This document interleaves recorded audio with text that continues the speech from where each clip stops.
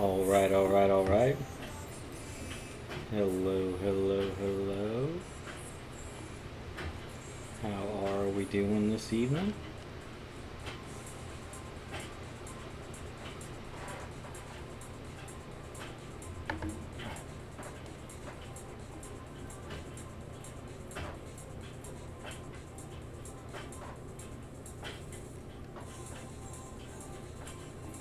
I want that to be too loud.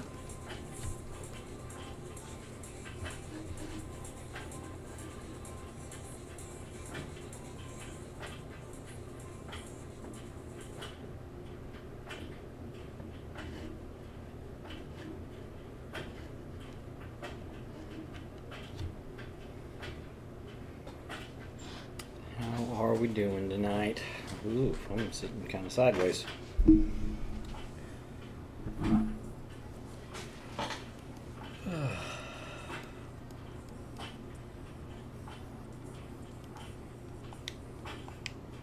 No bags to open. Okay.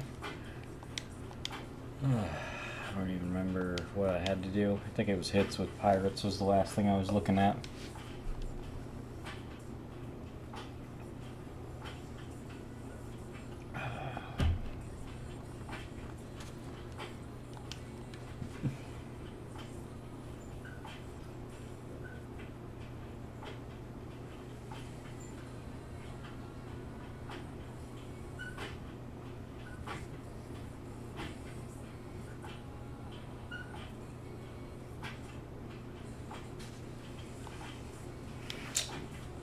I would say I'm kind of disappointed about tonight, but man, can't win every game. It was not a real. It would not have been a realistic expectation to think we were going to sweep the Mets through the whole season series. It would have been cool, but how often are you going to go 13-0 against a team in a year?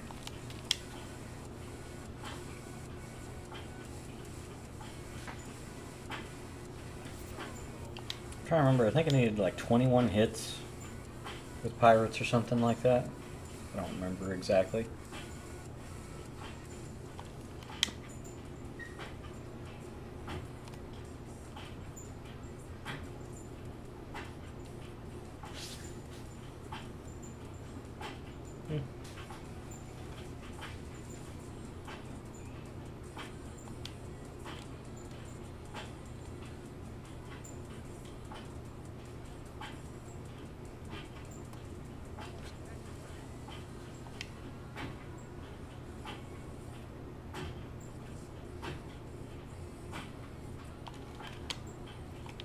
That was fucking tattooed.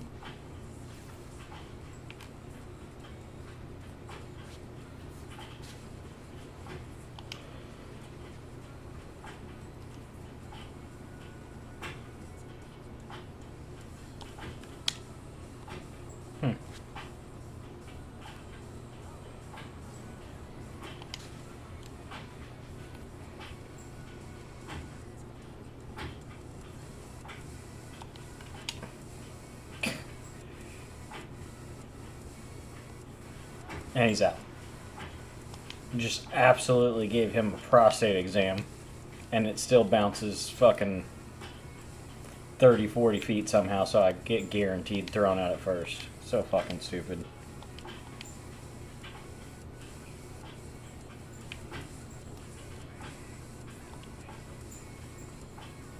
But yeah, man, it's been an interesting week. The Braves have actually played pretty decent baseball. It's been a nice change of pace. I know I said last stream I really wasn't too disappointed with the loss in the series to the Marlins. You don't get a day off. You finish a night game. You get on a plane. You fly to Miami to play the very next day. After, playing a rival, getting a sweep. Only winning 1 out of 3, yeah, it sucks. Especially since they suck. But, it's understandable, at least. I mean, Fuentes just got freaking tattooed tonight, honestly. There's not much else to say besides that. He didn't get touched up real bad against Miami, but man, he got shellacked tonight. And granted, you can attribute some of that to him being a younger guy, just leaving balls kind of in the middle of the plate. Holy shit. But, doesn't breed a lot of confidence so far. Because, I mean, first off, the Marlins suck. The Marlins' offense sucks.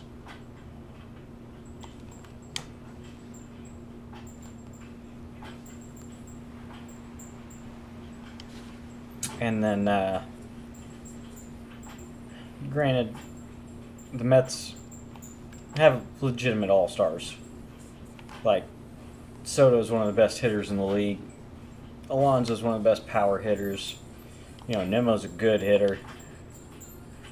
Lindor's, I'd say, probably one of the top 10 hitters in the league. He's very hot and cold. But, so you can't fault a rookie for getting touched up by a team like that, but it doesn't breed a lot of confidence so far that we're 2 starts in, and he just hasn't looked great in either of them.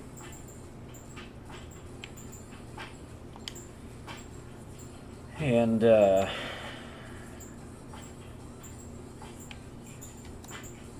mean, so tomorrow is to split the series. If they win, if we find a way to win it, we win the series outright.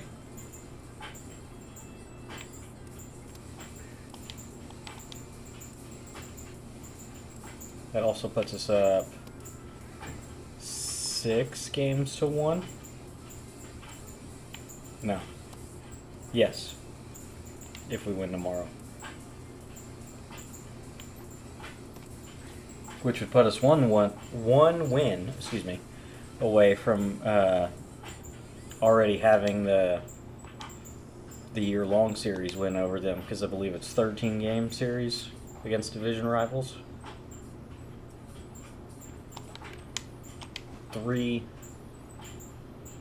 3-game series and 1 4-game series.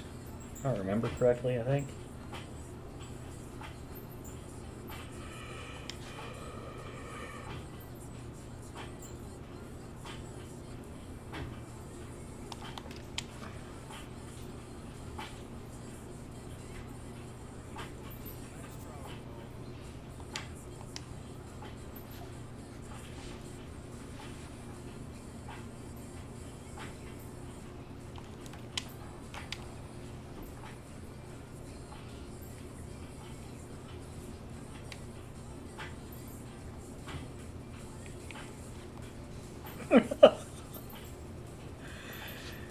Oh, I never want to hear SDS try to defend any of the coding of this game. That was a relay to a cutoff right there. He threw the ball 10 feet away, nowhere near the infield, for a guy with a worse arm to throw it in.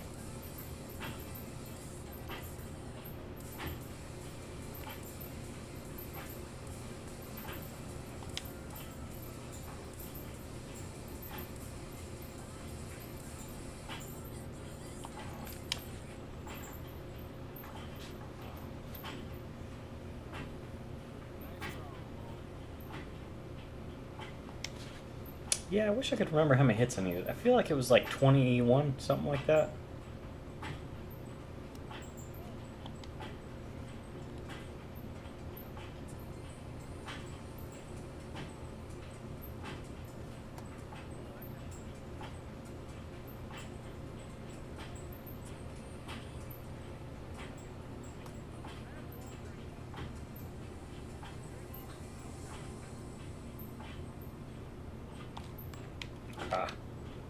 Should have just taken it. Who wants to walk when you're playing against the CPU, though? How boring.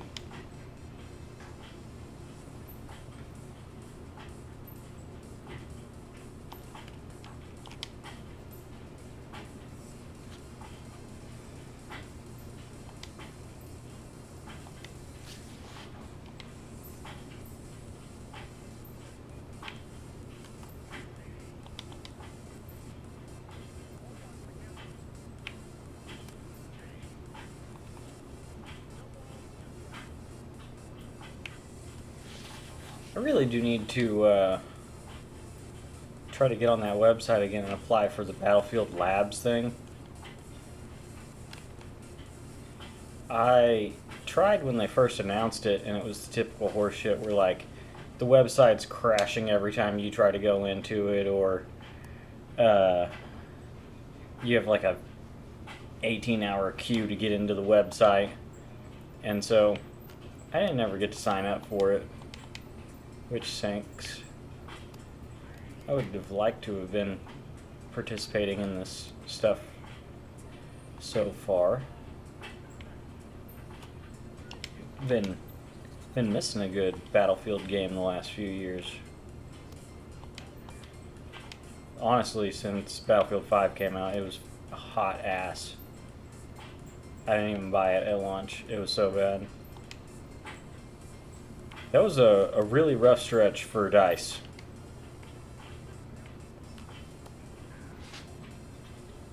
Played that beta. Absolutely hated the gameplay. With that no health regen, having to get healed by a medic. What'd they call it? The war of attrition, where you just like had no fucking ammo. You had like one magazine in reserve and the one in your weapon. What fucking genius, like, developing a video game thought, you know, we're making a first-person shooter. You know, it'd be really fun if they couldn't fucking shoot.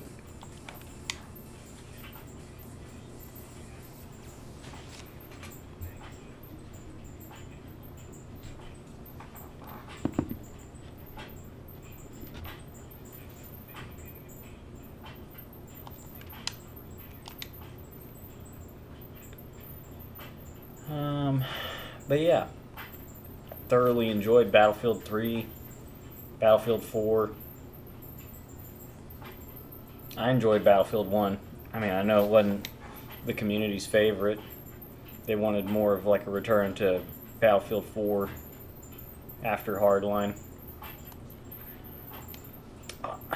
Man, and I feel like Hardline had all of the negatives of 3 and 4 without any of the upside over the course of a year or two. It had a pretty bad launch, like a lot of Battlefield games do. But then people just really didn't stick around. I will say, when you build your whole brand off of like including vehicle combat in a game, and then you have an entire title that comes out without really any vehicle combat, it's a tough look.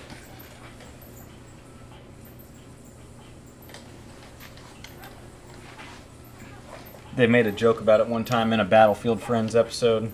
The choppy guy. They had helicopters in Hardline. There were no weapons on them. They were just transport choppers. And then, like, the vehicles, they were like squad cars and hot rods because it was cops and robbers. But the game itself, like, which I would say the game itself was fine.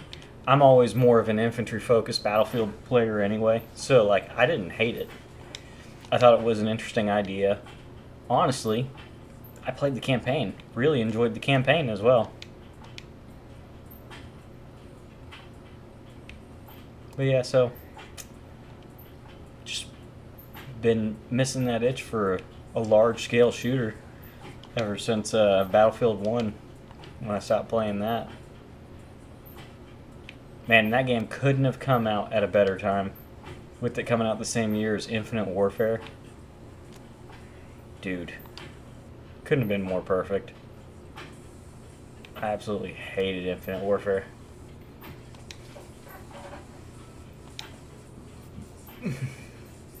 I'm sure a little bit of that was fatigue as well, because I did enjoy... if Black Ops 3 wasn't a jetpack Call of Duty, it'd probably be my favorite COD of all time. It's still probably at least top 5, if not in the top 3. Like, it was super enjoyable. I think it's the best advanced movement shooter that's ever been produced. The maps were built well for it. The movement wasn't too jarring. So even if you were just playing more traditionally, boots on the ground, other than, you know, like jumping in windows or running on a wall every now and then. Like, it didn't really put you at a huge disadvantage to just play normally. Whereas I feel like Infinite Warfare kind of did, but Advanced Warfare definitely did, with it being just straight double jump or side strafe shit. It was so fast and jarring, like, if you weren't using it, you were at a huge disadvantage, and it didn't take people long to get used to it.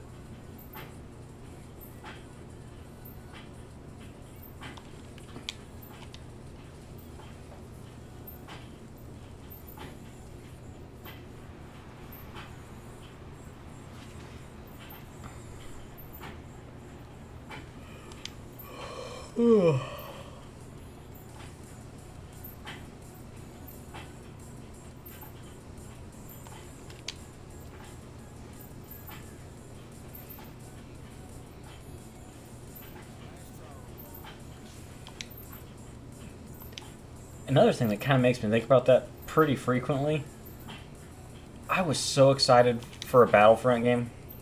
Man, I'm yapping so hard I'm swinging at that dumb shit. I was super excited for a Battlefront game, man. And EA, they could fuck up a wet dream, honestly. I wish the government would just shut EA down and divide their IPs and assets up to other game studios that would not be fucking absolute shitbags. How in the world do you take something as simple as take Battlefield and skin it to look like Star Wars? You even have the studio that produces Battlefield just make large-scale Star Wars in Battlefield. And they do some dumb horse shit with the first game, with like having to pick up heroes and vehicles and shit on the battlefield. The like jetpack and grenade being linked in cards on the card slots was just so dumb to me in the first one. But then they still found a way to top themselves with their stupidity and absolutely destroyed any chance of Battlefront 2 being played at all. Like I said, that was a really bad stretch for them. Played both those betas, didn't buy either of those games. Canceled both my pre-orders of both of them. Battlefield 5 and Battlefront 2. Just, no thank you. A year apart on both of them.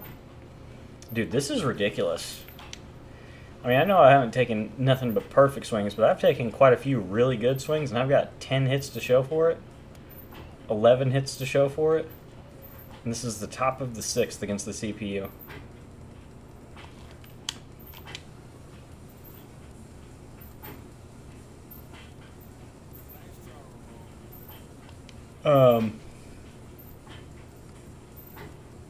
But there's been that big push now for, you know, Battlefront 3, the resurgence of people playing Battlefront 2.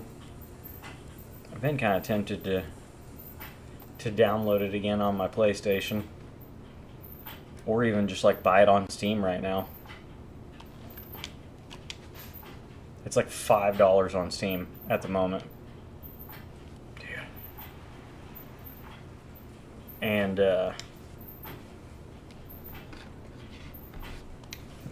man, there's a YouTuber I started following after this, you know, resurgence of people playing it after May the 4th. And he often points out, like, when people talk about we need to make it happen and people are paying attention, they need to make the game. If they start making a game right now, it'd be 5-6 years before we get it, so like there's no need to get too worked up about it.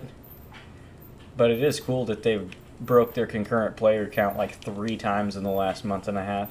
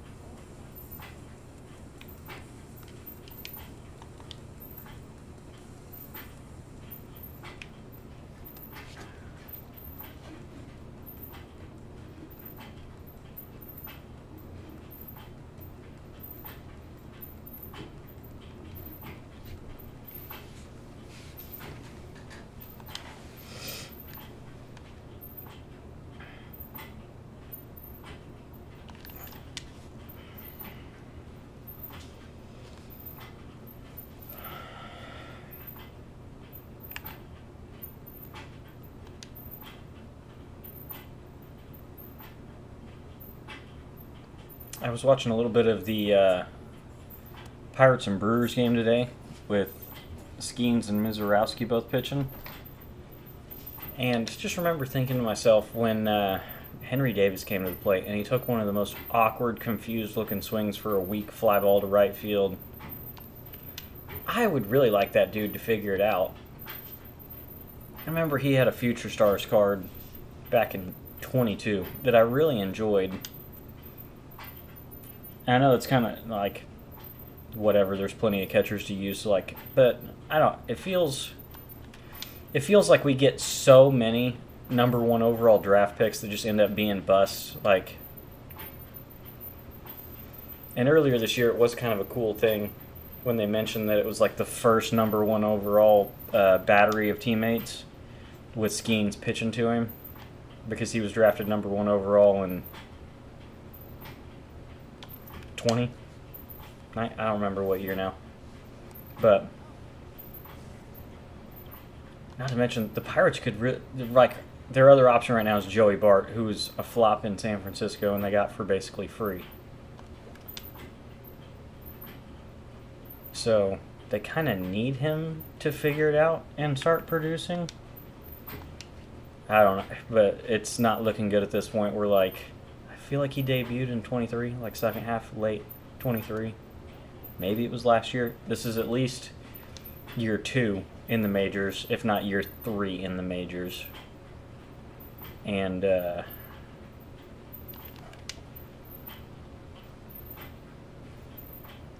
you don't get many more years of this. Like, he's going to end up just getting DFA'd, let go. He hadn't done anything to warrant getting picked up, and he's not doing amazingly defensively. Just hate it for him, I guess. That's all you really can say, because, he's not a Brave or anything, so I'm not going to lose sleep over it.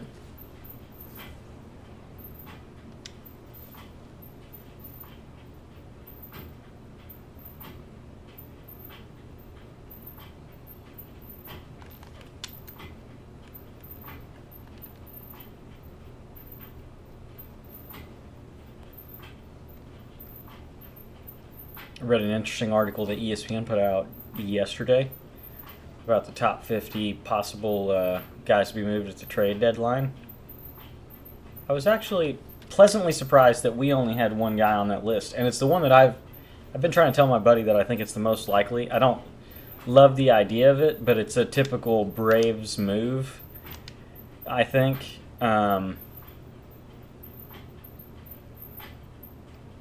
I don't know. He hasn't been having a great year this year, so he may not re-sign for as much as he was trending towards. Marcelo Zuna. And it also may not help, his off-the-field issues. Maybe no other team's interested in touching him, and his home just needs to be in Atlanta until he retires. But,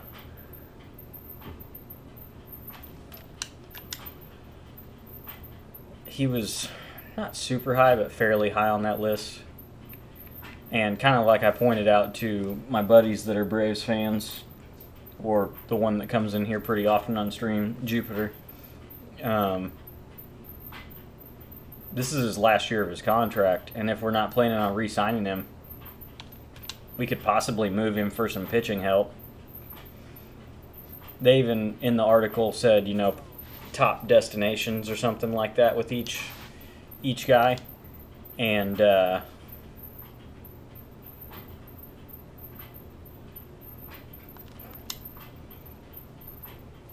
we had a few. That's funny. How you doing, man?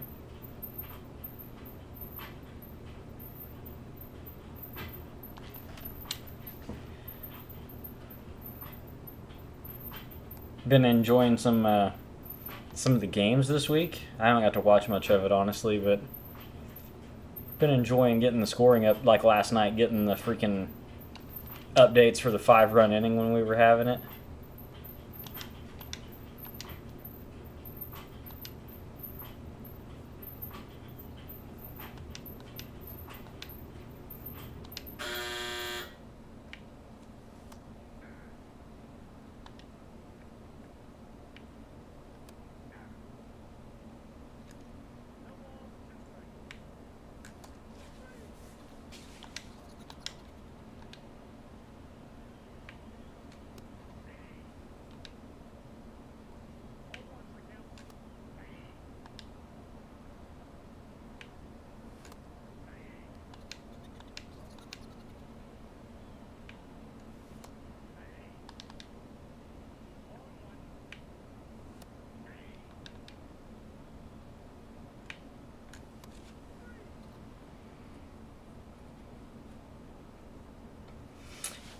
Exactly. I was saying that when I first hopped on tonight. Like, it wasn't realistic to expect us to like sweep them in the entire season series, but like with us starting 2-0, I was like, man, if we found a way to sweep this one, we'd be one win away from winning the season series already. Or no, that would have given us the seventh game. Which, talk about awesome. You go into the last two series of the year against your division rival, and it doesn't even matter if you win a single game since you swept them in the first two. That's all right. 5-0 start's great. I'd still really like to win tomorrow and win the series against them. Get a little more ground made up on them for second place in the division, and then we play the Phils when we get home this weekend. So a chance to make up some serious ground in the division. At least we would need a little help with whoever the Mets are playing after us, but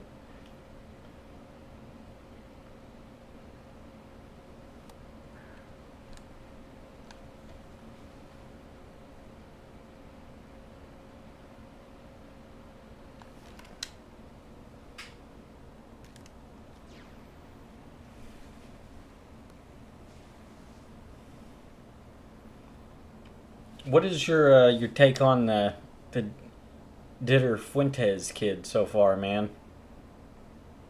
I don't uh I don't know that I'm loving what I'm seeing after two starts, and I know that's microscopic in the course of a career, but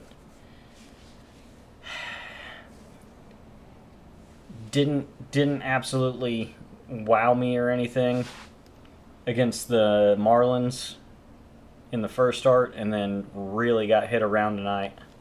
Feel like he doesn't really throw hard enough to have the control issues that he kind of looked like he had, missing into the middle of the zone so much tonight.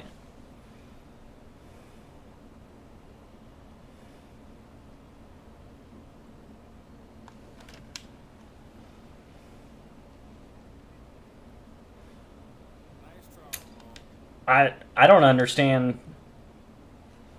Like, I know we're kind of piecing things together, and our rotation's not fantastic right now, but when all of a sudden it was like promoted to AAA, one start, promoted to the majors, I was like, what? Where did this kid come from? Like, I've never even heard his name. I'm a pretty die-hard fan, and I like this kid is absolutely no one to me. Why are we doing this?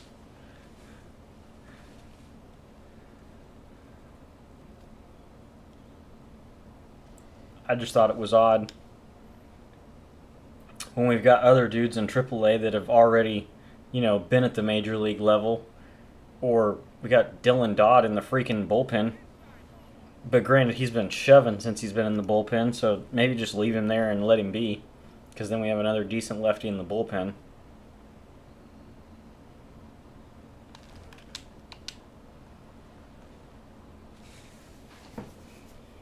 Just thought it was odd, and like we both just said, I really haven't been impressed so far.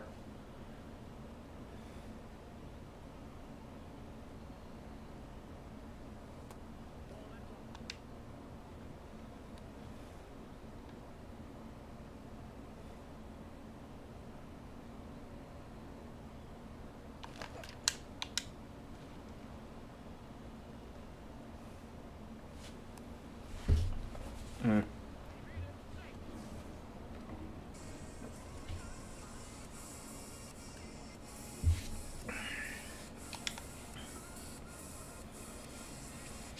Is he Dominican? I thought he was Venezuelan, honestly.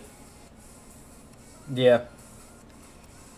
And I mean, don't get me wrong, if he was like the second coming of Christ in the minor leagues, but he's only 20 years old, so what? He pitched in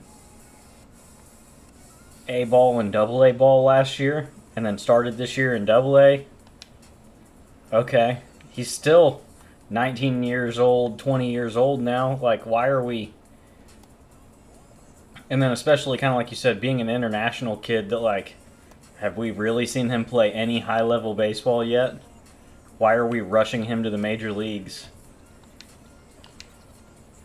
It feels kind of similar to the Hurston Waldrop one from a couple years ago. Like, I didn't even feel like we really needed to call him up even for a spot start. And it was almost like doing it just to do it. And I don't know. Maybe it's manipulating service time, but why in the world would you want to have somebody come up that soon? Usually people do it the other way, where they wait longer to bring people up. Like, if he's not going to be a factor at all for us this year, like, why in the world did we just call him up at 20 years and 8 days old?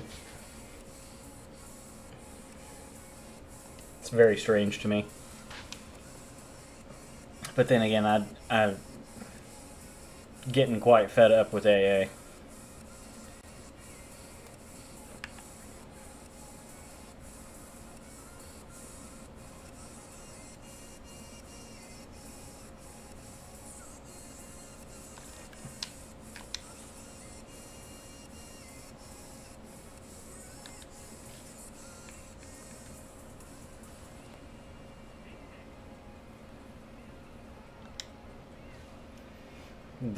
The last straw for me probably was the Kimbrel one, because he didn't have a great inning by any means, but he went out and got a 0, which we weren't getting a lot of from our bullpen during that stretch. And then you could have waited to DFA him until after he made an appearance the next game in Atlanta, and it would have made a little more sense, but it still wouldn't have, because we signed him to that contract that had the clause in it, like the major league clause. And so then we ended up owing him like $2.5 or $3 million or some shit because he made a major league appearance just for us to fucking DFA him after one inning. Like, what kind of asinine bullshit was that? Same as we did with fucking Eddie Rosario. He got DFA'd by the Nationals. We instantly picked him up. He spent like 2 weeks, 3 weeks in AAA, and then we called him up and he sat around for a week and got like one at bat, and then he got one at bat pinch hitting for the hottest hitter on the team, and everybody was like, why are we pinch hitting for Eli White, who literally can't get out right now? And then he got DFA'd or sent back down or something.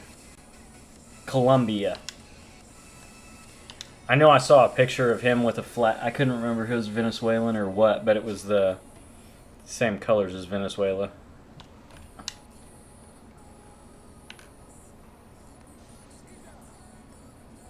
Yeah, he's the only player that's appeared in Major League Baseball that's been born in the year 2005.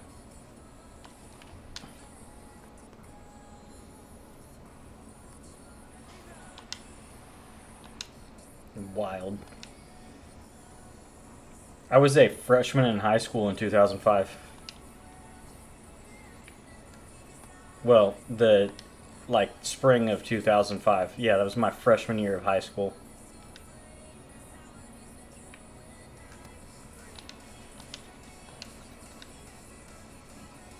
I often say that feels like college and playing college baseball felt like a lifetime ago. I suppose that would make high school, and especially like my freshman year of high school, an eon ago.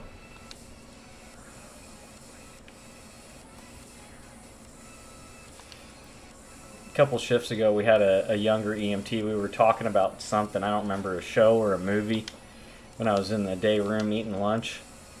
And he was like, and how old were you? And I was like, motherfucker, shut up. Like 20. And he started laughing. And then a medic that was in the day room watched TV, and she was like, what's so fucking funny about that? Just because you're a child? Because she's like almost 40, I think. I think she's 39, if I remember correctly. Or something like that. Some kind of age like that. upper 30s.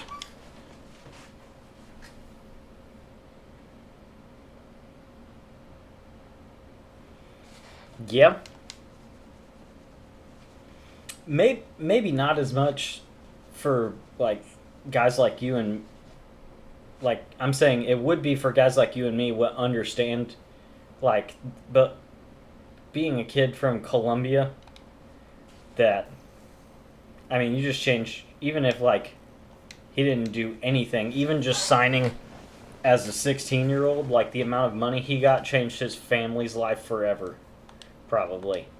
I mean unless he's a rich kid from Colombia which there aren't a whole lot of those to choose from but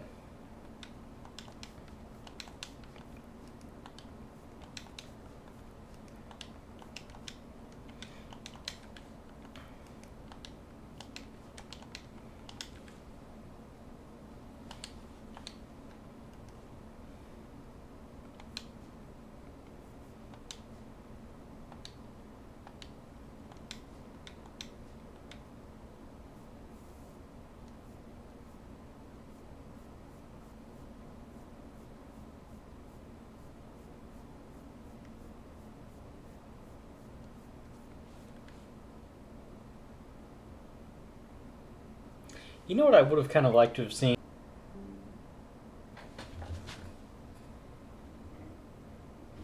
What the shit just happened?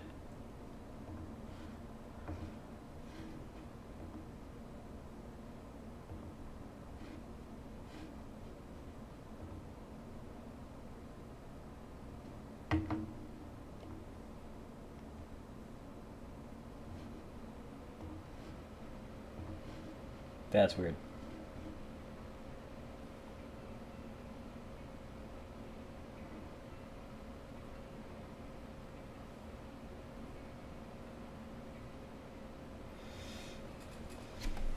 Yeah, that's what I mean. Like, for context, I'm sure it wasn't as stressful for him at 16 as it was for Bryce Harper at 16.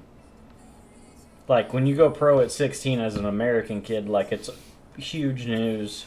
You've skipped years of high school to get, signed by a pro team, going into minor league ball.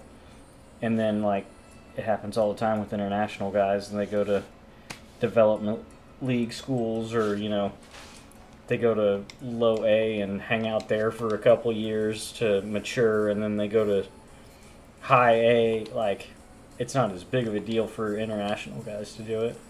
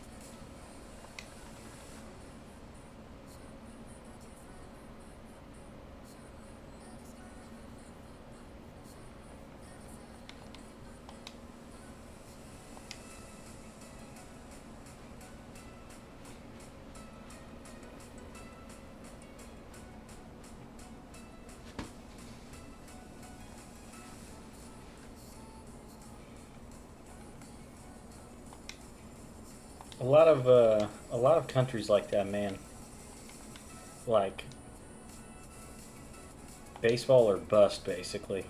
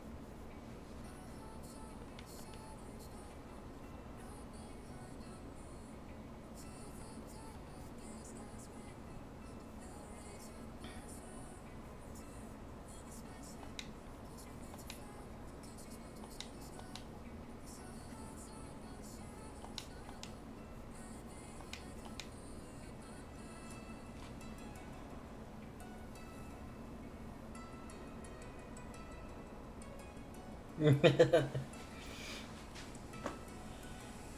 I don't remember what had me thinking about it the other day. It may have been one of me and Tricky's college coaches had a kid that was like 5 years old our first year in college together at Oklahoma Wesleyan, and he's now the starting shortstop for Murray State that just went to the College World Series this year as a freshman. And I don't even know necessarily that it's try harder, because I mean, look at the number of guys in Major League Baseball whose dads are former pro players, and it's almost like a progression. Like, I know what it took for me, not 6'4", just God-given size. I know what it took for me to be the ball player that I was just to play in college, at a small college. So, like, if I have a son and he tells me, Dad, my dream is to be a D1 baseball player and go pro, well, I know what it took for me to go to junior college and NAIA and a small D3 school to play baseball in college, and just be a normal sized dude to slightly undersized when I graduated high school. So, like, we're going to have to do what I did, and then we're going to have to do more.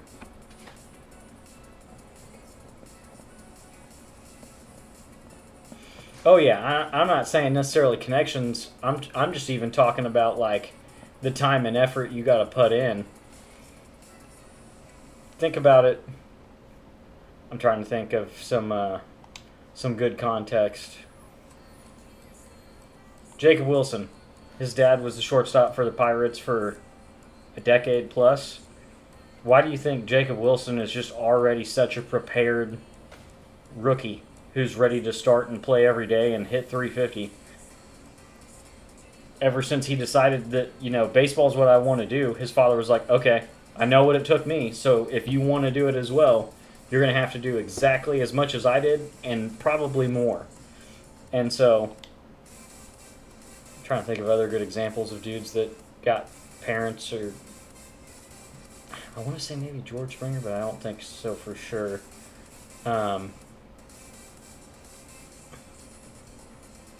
I do know Keith Ryan Hayes' dad was a big leaguer.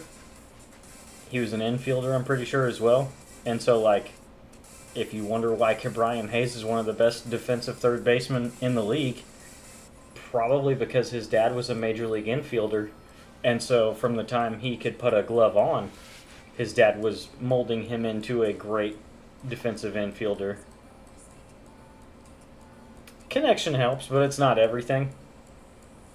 Don't get me wrong, it definitely helps, because there's millions of people trying to get seen, and if you know somebody, your family knows somebody that can get eyes on you a little easier, it helps. But, like, I've known plenty of dudes that I played with or played against that, like, had family ties, or, like, I had a coach in college who played at OU, and a lot of his former teammates ended up being pros or pro scouts. And so, like, his son got drafted out of high school because he threw 90 and had, like, a fucking 1-3 pop time or some ridiculous horde shit in high school. But nothing ended up coming of it. He went to college, and then I think I've talked about this before. Like, if you want to be a pro ball player and you get drafted out of high school, go. Don't go to college. If your ultimate goal is to be a pro ball player, go. Doesn't matter how late in the draft you get drafted, because there's like a 99% likelihood that if you go to college, you won't get drafted again. I would say there's 20 to 30 dudes that I played with or played against in high school American Legion that got drafted out of high school and then either went JUCO or went D1 or whatever, and then didn't pan out, didn't develop like scouts thought they should have, and then didn't get drafted again. When they draft you at 17, 18 years old and think that they can develop you, fucking go play professional baseball. And that should be the advice that anyone gives any kid that wants to be a pro baseball player. If you're a good enough athlete, because I mean, you can go to college when you're fucking 50 years old. You don't have to go when you're 18. That's the dumbest horse shit I've ever heard. I had plenty of people that sat in my college classes that were old enough to be my parents. You can always go back to class.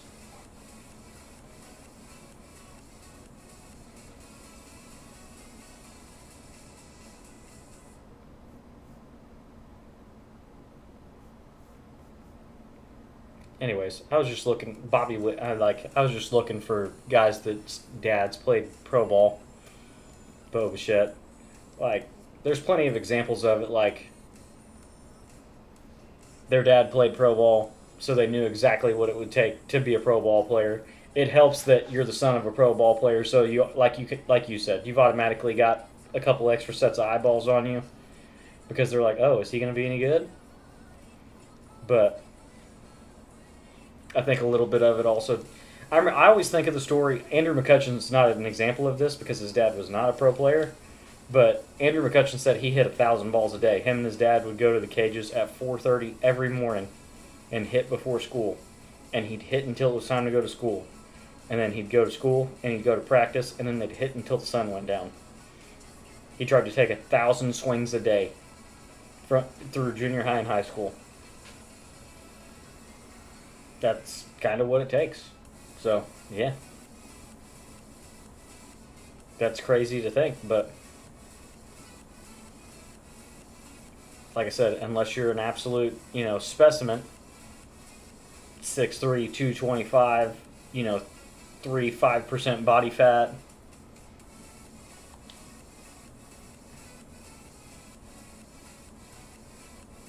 What do you think Jose Altuve did growing up in Venezuela? I'm going to take a wild guess and say he played baseball from sun up to sundown, and there wasn't much of doing anything else. That's why he can be 5'6" and be the hitter that he is.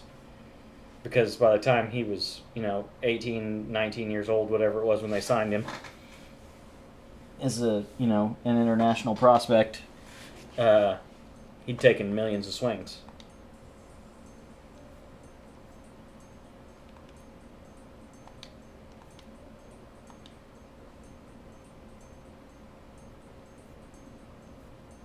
My road to the show? No, I don't think so.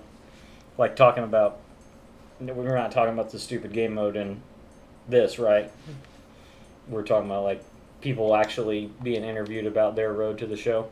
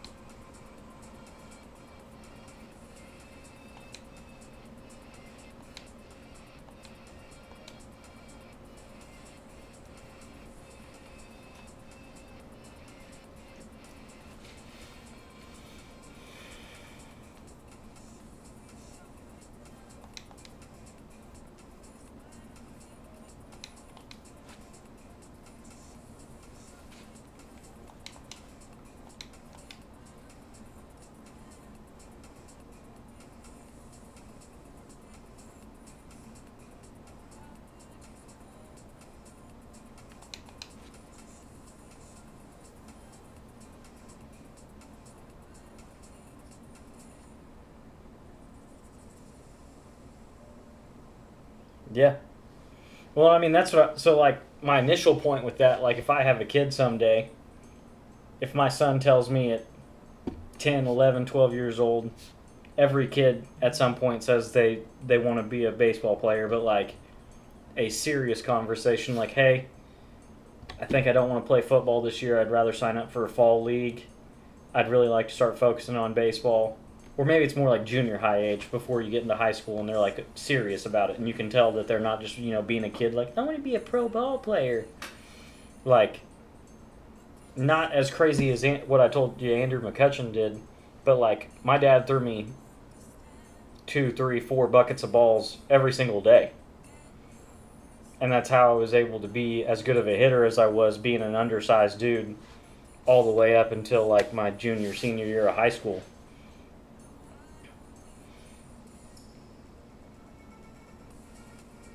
So yeah, like you said, it's crazy to think about. My dad probably threw like 100,000, 200,000 pitches to me over the course of probably just high school alone.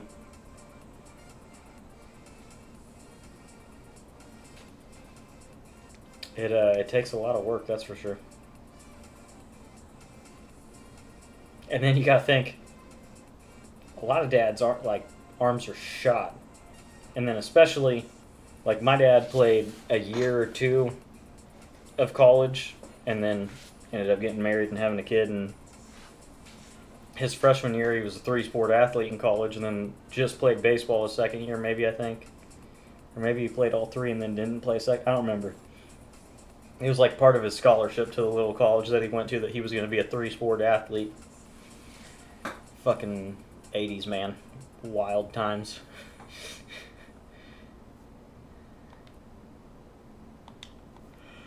But,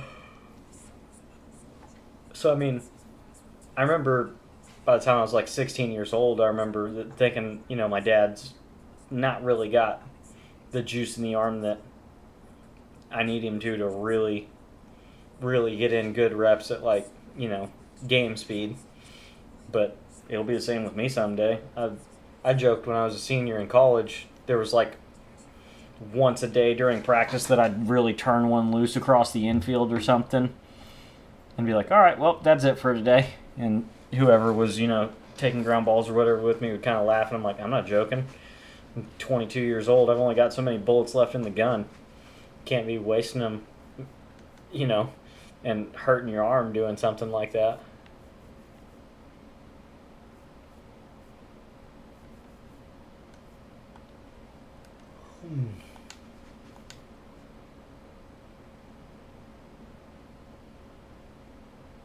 God, we're still doing this fucking speed thing. For real.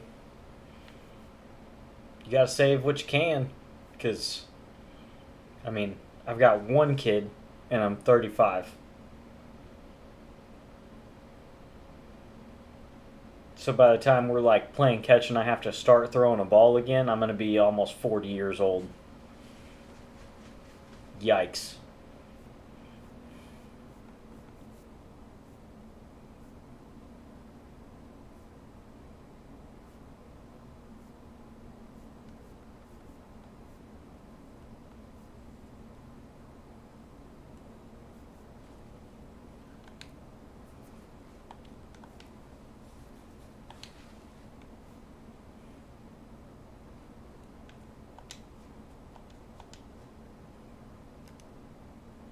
I remember what I was going to do. I wanted to download this custom stadium that I've been seeing a few of the content creators I follow play at. Somebody made the Yankees spring training stadium that the Rays are playing at, and the ball actually flies there.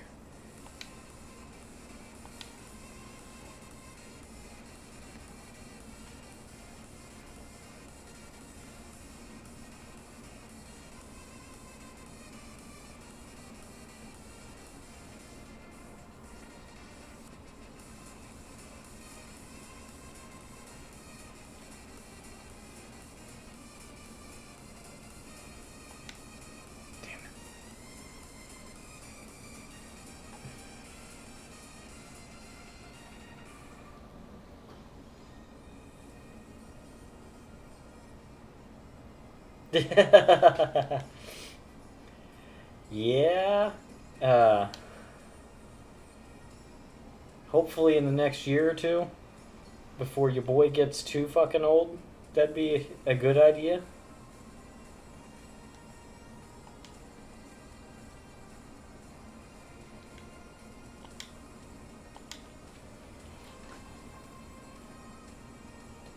I'm 3 years older than my sister, and her kids are 3 years apart. I feel like uh,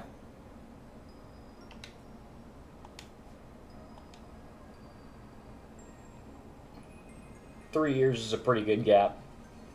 So I mean, like I said, in the next year or two, if we start trying again. Extra pressure. So my upload failed. Hey, good. Why wouldn't it have?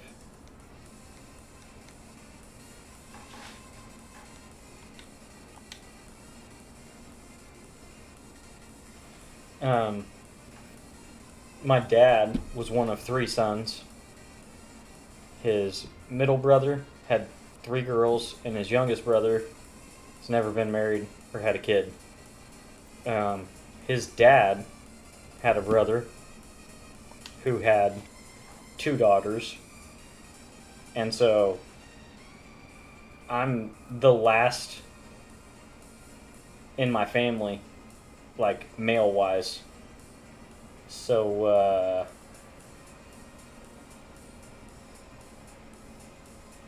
kind of need to have a boy, or my family like literally doesn't continue on.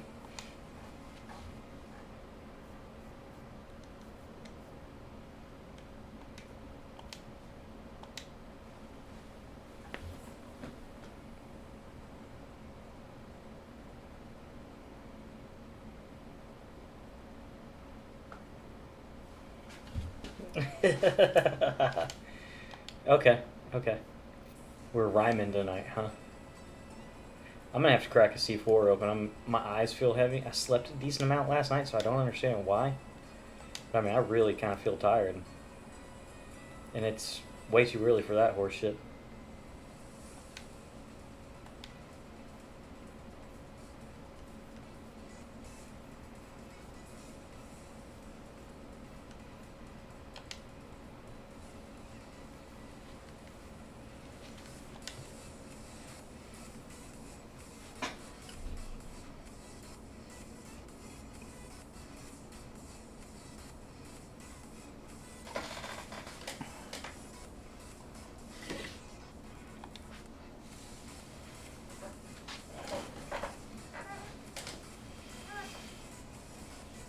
I'm thinking I'm gonna start trying to record some short, even just like yapping videos.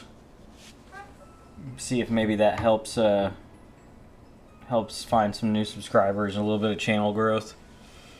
I had a video pop up in my feed like today or yesterday, I don't even remember. It was like the person's very first video, and it was like their first ranked game that they were uploading to YouTube. And it had like 200 views, and the channel had like 200 subscribers. And I was like, what the shit?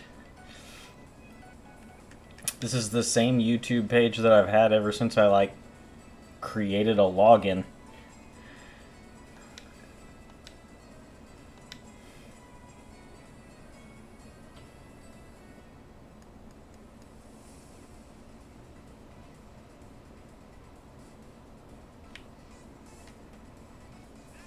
That's a great start.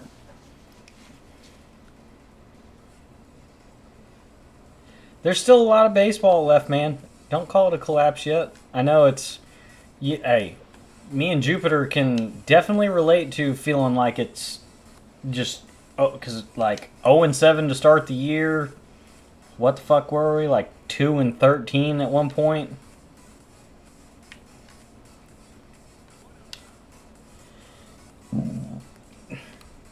We are just now approaching the halfway point. You can have a hot month and all of a sudden be right back in it. Don't assume it's over yet.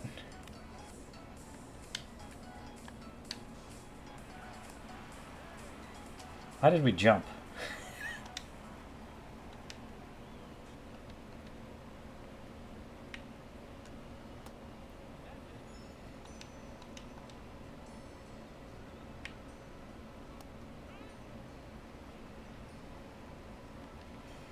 Yeah, that does help.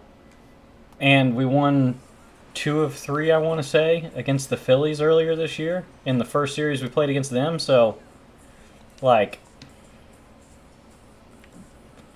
that's what I was just talking about earlier. This week is really a great chance for us to make up ground because we played the Mets, then we went to Miami, we played the Mets again, and then when we go home this weekend, we play the Phillies again. So, like, if we play good baseball this week, all of a sudden, nobody remembers the 0-7 start and, being fucking 3-11 to start the year. Jesus Christ, what happened to this stadium? There's a monster behind home plate.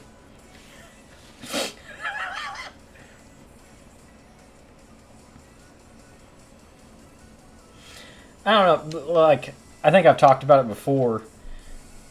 There are some nights where we have 10. What is wrong with people? They don't score and they quit. We have 10, 15. The last night I streamed, I got up to like 22 viewers at one point. And so I'm about to reach the point, viewership hours wise, where I could monetize my content, but you have to reach 500 subscribers to do that as well. So I'm like way behind on the subscribers. So if you guys got any buddies or anyone that likes MLB The Show content as well, like, feel free to drag their ass in here by their collar.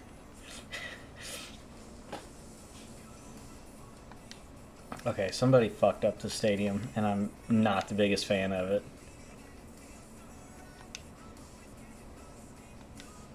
Like, I wanted it to be max elevation for, scoring runs, but, yeah.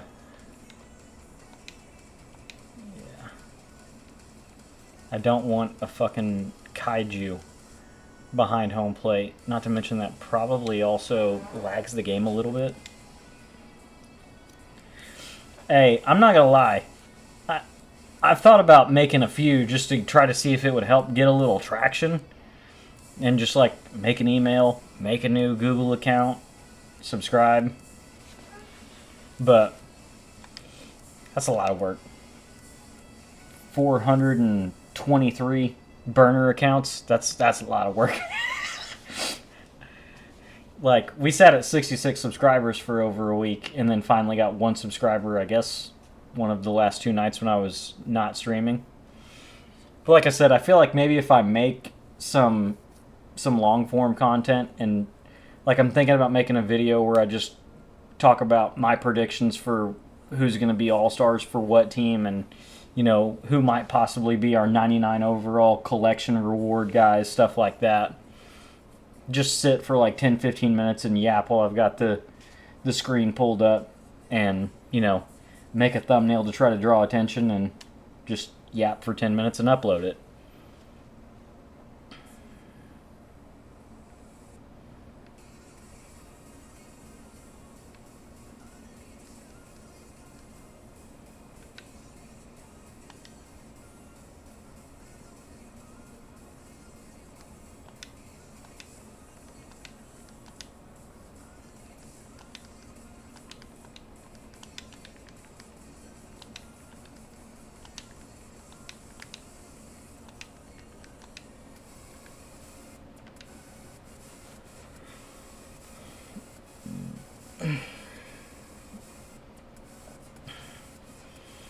I'm totally down with that. I've told some of my buddies, like Tricky or other friends that like good friends that I have, real world friends. Y'all are my close internet friends. But that I feel like one of the easiest ways for a channel to blow up would be to start like a podcast with your buddies, where like if we jump in a lobby together and play Call of Duty or Halo or whatever game you can play with like 3, 4, 5 people, and you just shoot the shit. You talk about sports, you talk about movies that are coming out or TV shit. Like, you can talk about fucking anything and call it a podcast.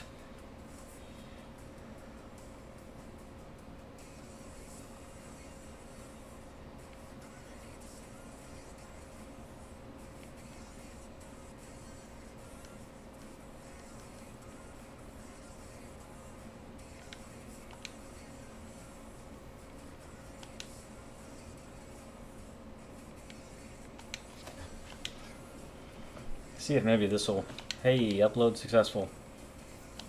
See if that'll be a little more normal now. Jesus. Don't need the big ass dragon looking thing behind home plate. I also did say that I may play some ranked tonight because this is the experience I'm having with events. Like, people don't score, they quit. You score a run or two, they quit. And so it's making it kind of hard for me to get through the multiplayer program. So even though I really don't want to play a bunch of ranked, I may kind of have to.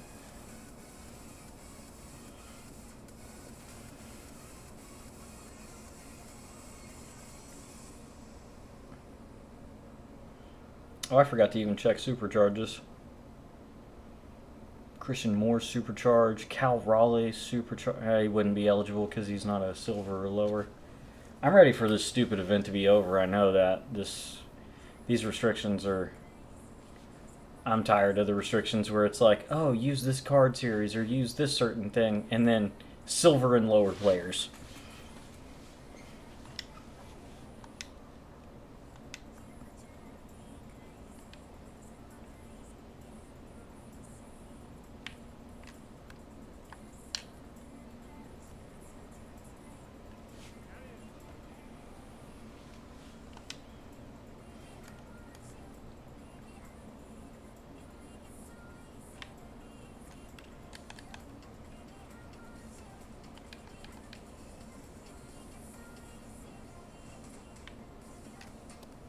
But yeah, I was actually gonna try to.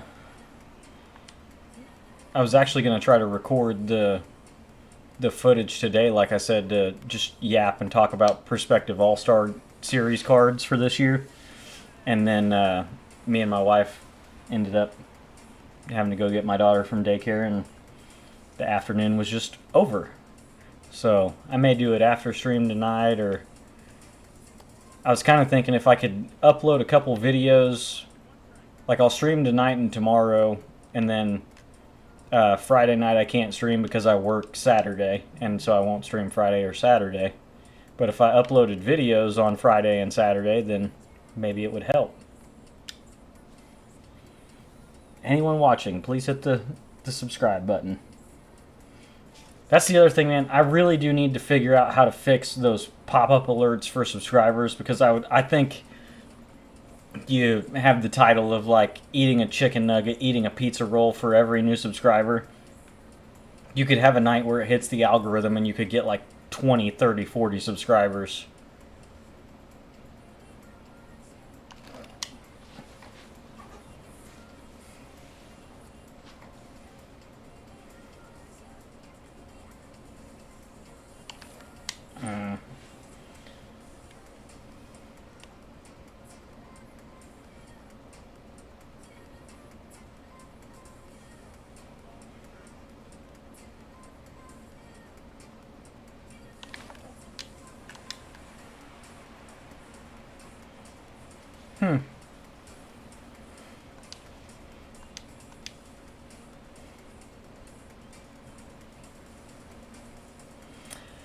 Man, honestly, I wouldn't even say that, because I put in a pretty minimal amount of effort right now. It's kind of tough with a little kid to be able to put in much more time than just hitting go live and playing. Yeah, I really do. I I do have free time tomorrow because my wife's going to the office and my kid's going to be at daycare. So maybe I need to force myself to sit down and figure out how to fix up those overlay alerts for like new subscribers and stuff like that. But like you were saying, Connor, I wouldn't necessarily say that I deserve more attention than I get right now. Like, everybody's got to start somewhere, and it's kind of hard to get traction at first. And honestly, I'm surprised with the amount of views that I've got ever since the show came out. Like, getting 10, 15, 20 viewers some streams is absolutely wild to me.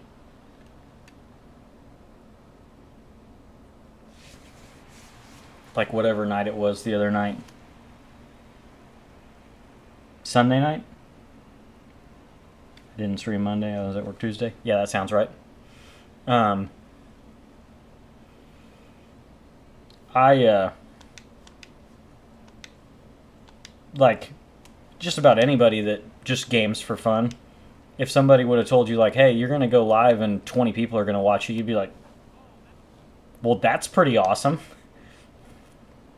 Is there a reason they want to watch me?"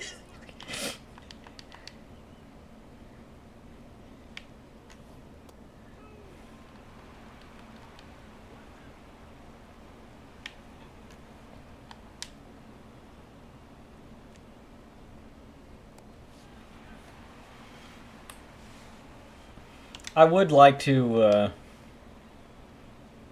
figure out how to put more effort into this. It's just one of those things like I don't know almost anything about this, so it's kind of hard for me to figure out what I can do better.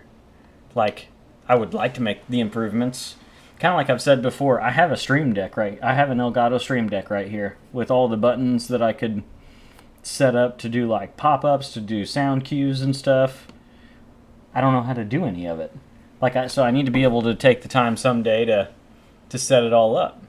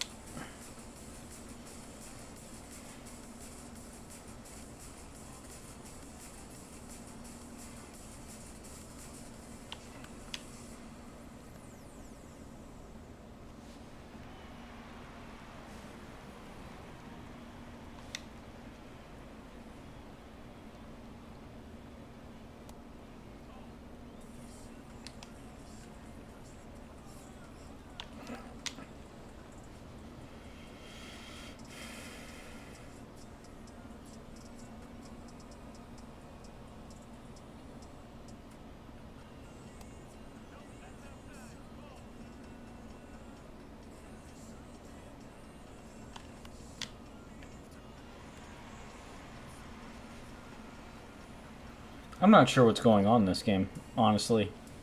Like, did this person just give up? I think they eventually... Well, no. Thought they may have shut their console off on that one. I thought they were just, like, raging the first time they ran around and didn't throw me out at first. And now they're being genuinely kind of weird about it.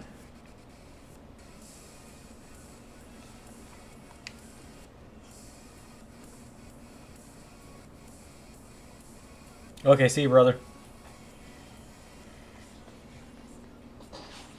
Vince is weird, man. They've ruined it. It used to be the most fun, just kind of like hop on, casually play for a couple hours.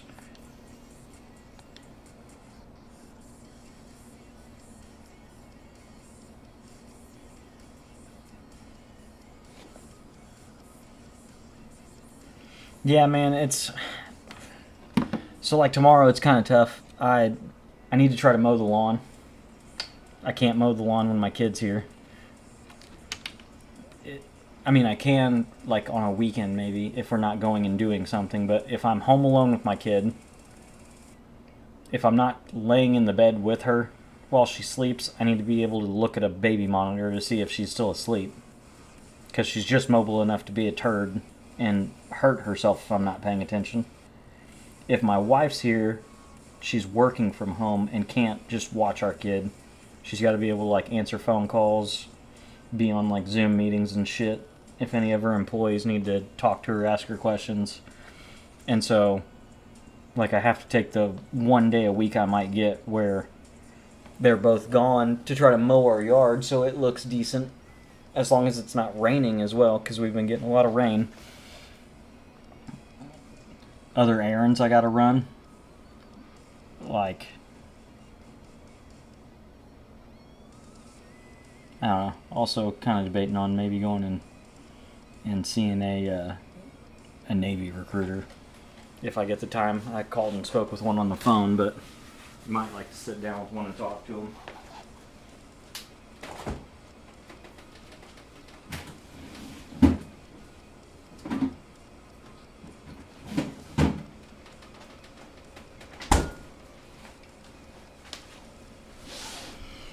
So like you said, it's just kind of tough to... It's kind of like how my time to game now is after everyone else in the house goes to bed. It's the only free time that I've really got to myself now. Nice. You got any idea what kind of job you'd like to do? Or is it just kind of like you think you'd like to enlist and whatever job they can get you interested in, you're cool with?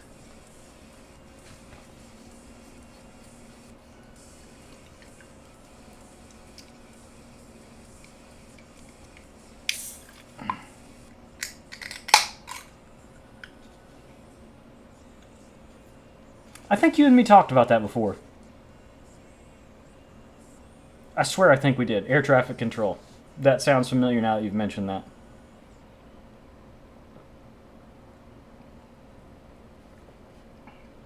And then it probably translates pretty well into the civilian world, so that's nice. I've actually got a couple family members that kind of are an in for airlines. I got an uncle that's worked for Southwest for 25 years now, probably 30 years. And then my wife's uncle, he actually like schedules flights for American Airlines, like deals with the logistics of like each plane, like where it's gonna go, which, you know, flights each plane's gonna have, and the crews and stuff being on them. He's shown me his software before, and dude, it looks like an absolute headache.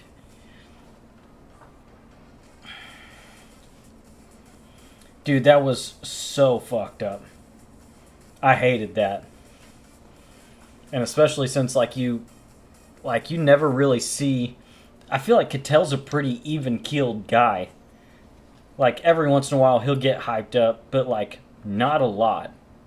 And so he also doesn't get real angry.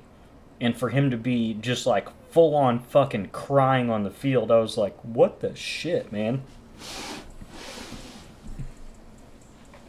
People fucking suck. That's coming from somebody that, you know, I see a lot of morbid shit, and I make some fucked up jokes to myself, or like kind of like most first responders or military veterans, like people within that group and within that friend circle, like you make those jokes to each other. You would never make that to somebody who's just had a super traumatic event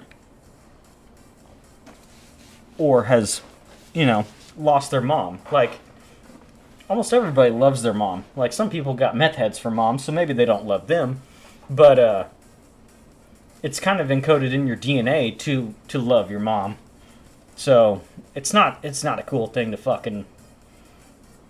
I was explaining it to my wife today, actually, and I was like, some people just shouldn't be allowed to drink in public. I think, honestly, that's what the problem was, is that some asshole got too drunk and thought it would be funny to joke about Catel's mom being dead. And I explained to her the lifetime ban thing, too.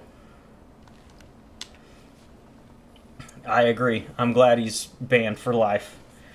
I explained to her about the Yankees fans that got banned for trying to rip the ball out of Mookie's glove last year in the World Series, too.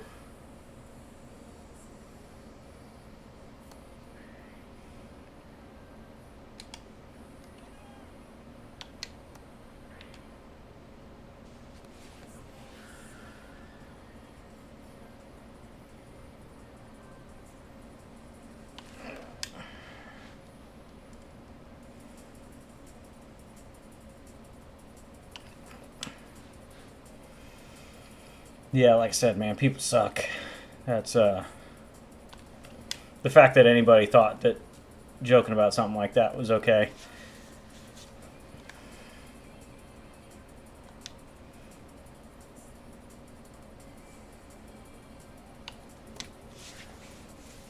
I'm yapping so much, I'm taking terrible swings at all kinds of bad pitches.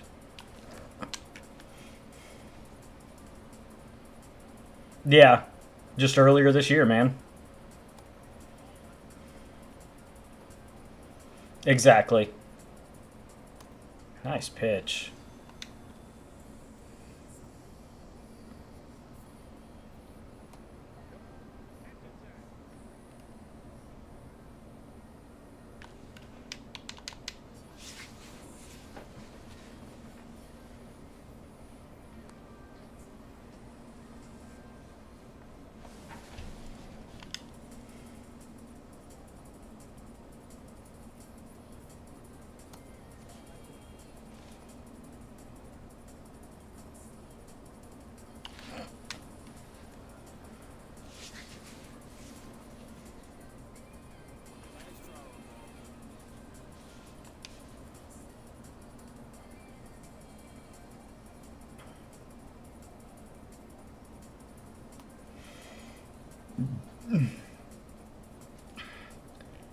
There's a, I feel like it's almost universal, like, you shouldn't joke about somebody's parents dying. And then the Jaron Duran one, like, you shouldn't make light of somebody's mental health issues and, like, tell them they should have killed themselves.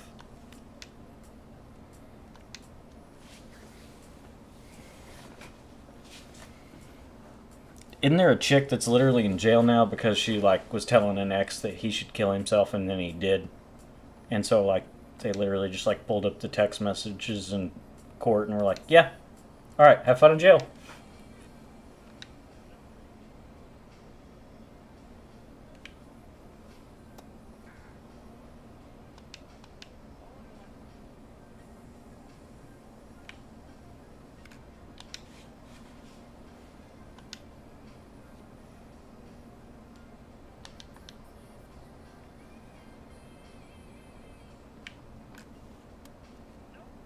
Hmm.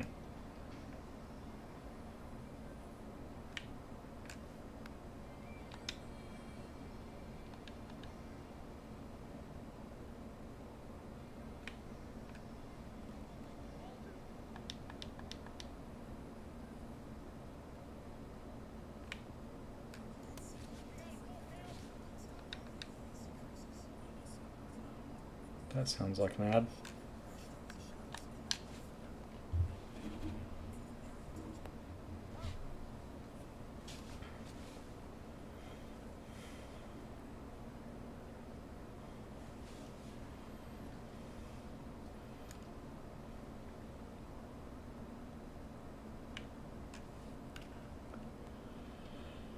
Um, it wasn't.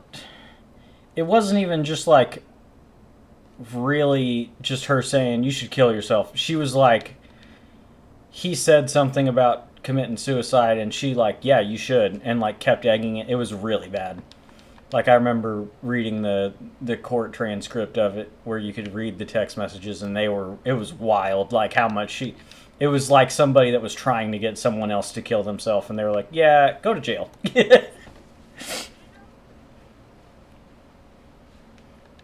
Throw some weird pitch and see if maybe I can get away with it. That's a no. Dude, yeah, I loved the I think I P5'd all of his cards last year except for the Triple Crown one. That program took so long and it came out so late that like I was done playing the game at that point when the Triple Crown card came out, disappointingly. But yeah, what was the name? It wasn't New Threads. What was it called? Or maybe it was just called a Fresh Start Pack, and they were Hyper Series cards. He got like an 87, 89, 90 something. I don't remember. And I P5'd it. I P5'd his freaking live series once it, got up to Diamondish. And then his All-Star Game card. He was like my ace. That whole set. What was that? Set 2, I think. I loved that card. I loved the Tatis that we got in that collection. Ooh, good changeup.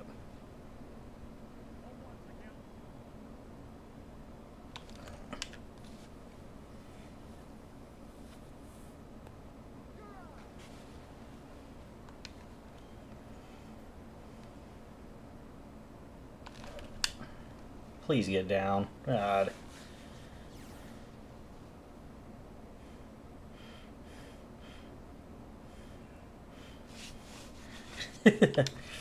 That made me think of what is his Toke Nasty. Toke Nasty. He talks about swinging at curveballs in the dirt and yelling yard.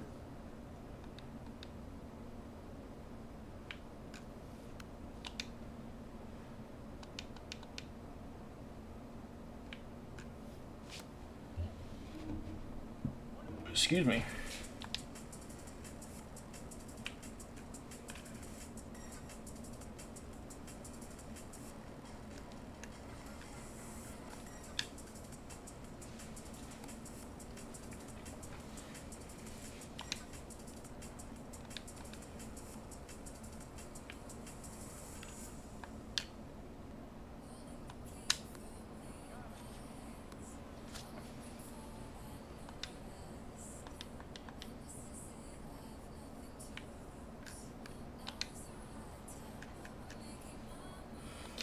Yeah.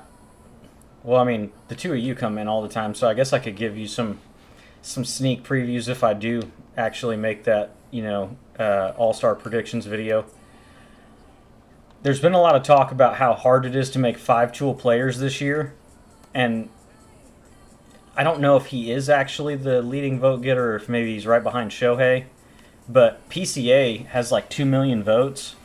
I could see us getting a 99 PCA because he's got 20 bombs. He's hitting like 275 or something. And he's got maxed out defense and speed, So I totally kind of see us getting a 99 PCA, whether it's in a pack or it's, tier 2 or the final card in the collection, something like that. Probably not, because usually the final card in the collection is like a big name, like Shohei, Judge, Tatis, those guys. Is he gonna? He's not gonna get there. Damn it. So I think we're getting probably a 99 PCA.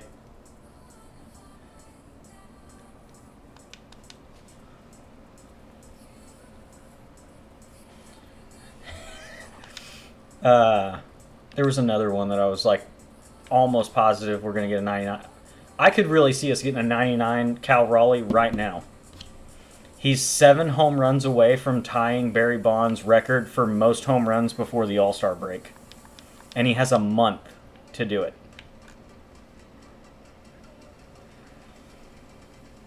And so, yeah. Cal Raleigh 99 would be pretty likely, I think.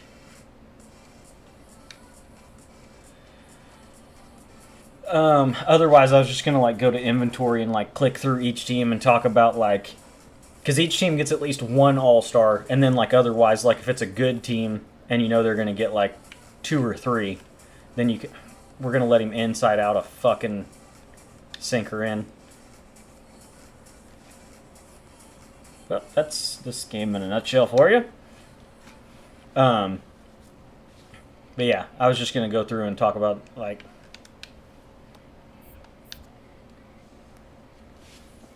I threw him out.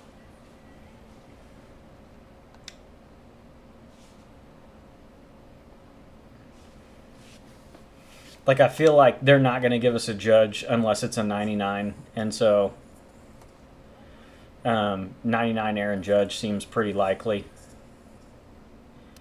Really excited, Jupiter. We haven't mentioned this yet tonight. Acuna being announced as the first contestant for the home run derby tonight, which he's actually climbing in the votes for the All-Star game. He's like 25,000 behind third place now.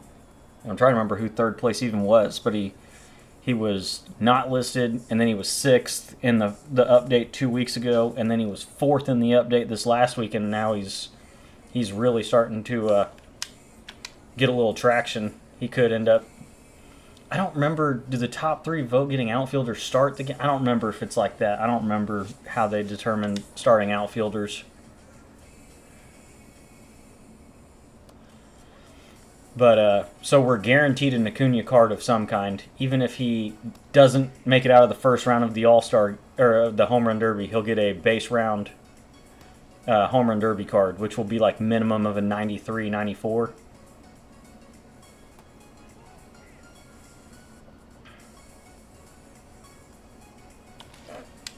And 100 miles an hour right at him. Cool. I need to reset this run anyway and look at the supercharges.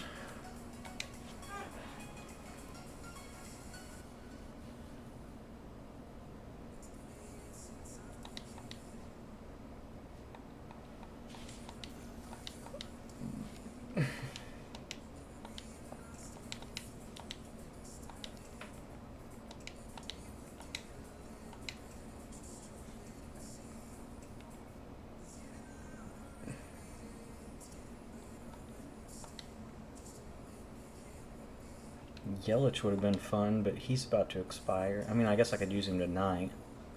Max Muncy expires tonight. Oh, I forgot. They have to be silvers or lower. Yay. Nick Gonzalez isn't a bad option, honestly. Christian Moore. He doesn't have left field secondary on this card. His gold card did. That's freaking weird.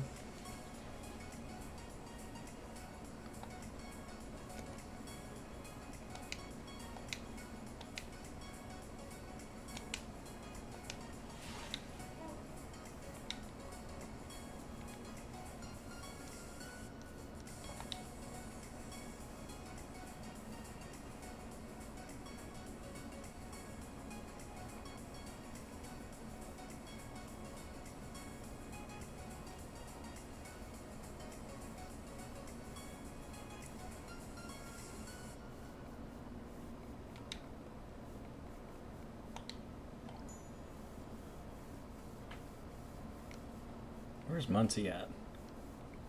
He's 79? Yeah, there he is.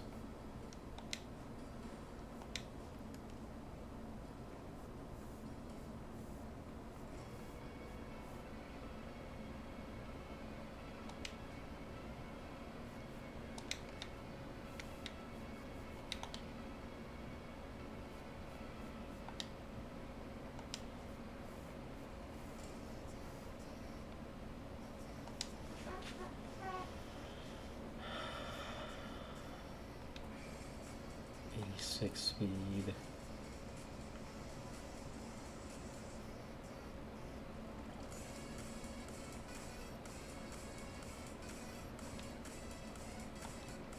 Okay. There weren't any pitchers that were supercharged, right? Could really use a silver supercharged pitcher. Ah, of course we did that instead of a live series card for him.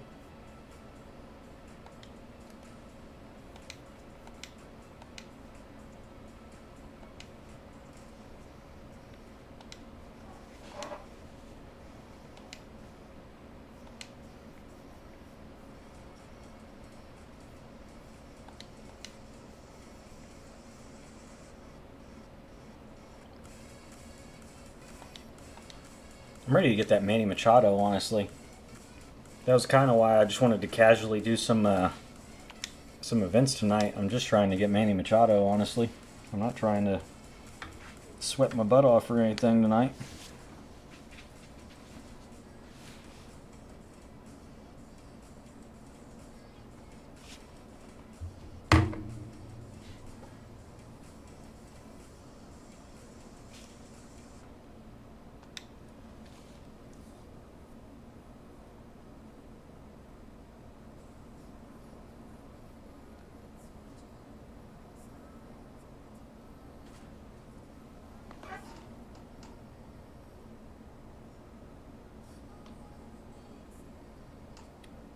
Not ideal. Having to pinch hit for the first. I will say, I do miss back in 23 when you could pinch hit for team captains at any time. And most of them were typically good against at least one side. So, like, if you were using the shortstop captain, Jimmy Rollins, and you were facing a lefty, he was actually pretty good against lefties. Same with the Cal Ripken durability captain. He was still pretty good against lefties, and so you could use him. Same with the David Wright cover athlete. He was good against lefties. And then if you were facing a righty, you'd just pinch hit for him. We'll get a defensive upgrade here.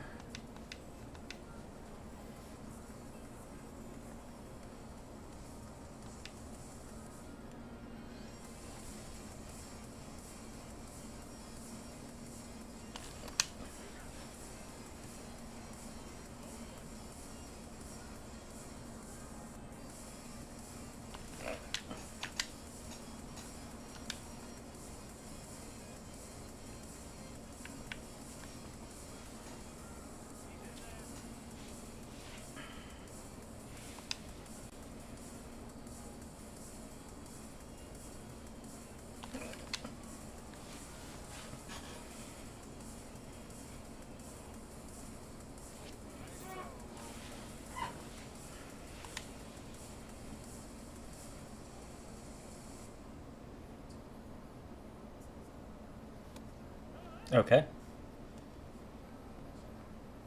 Just humming those fastballs in here, huh? Oh, I'm just late and under it. I felt like I actually saw that pretty well. That sucks.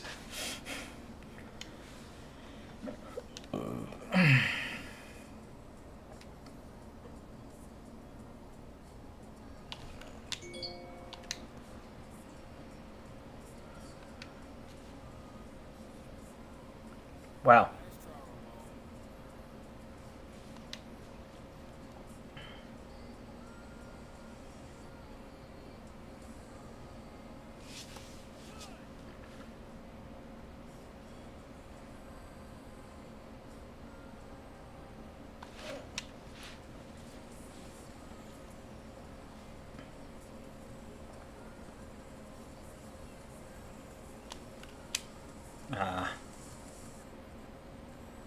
Yeah, a little off the plate.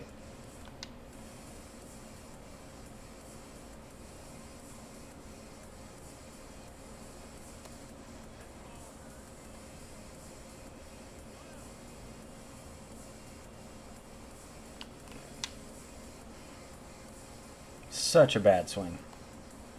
And I tried to tap it softly so maybe I'd check, but I can't. I don't know what it is. I'm not good at tapping softly, clearly.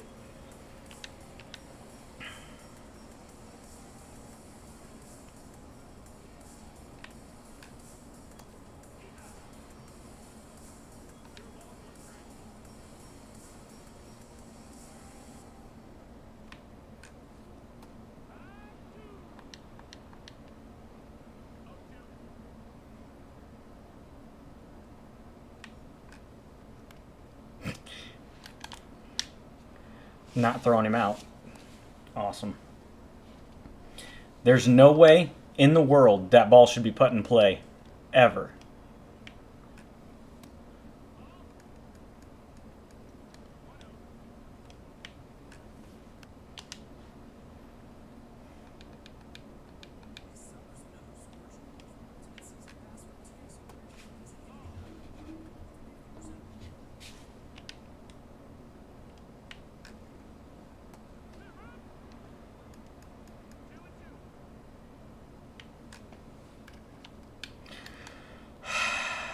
my pitcher wall doesn't work, huh?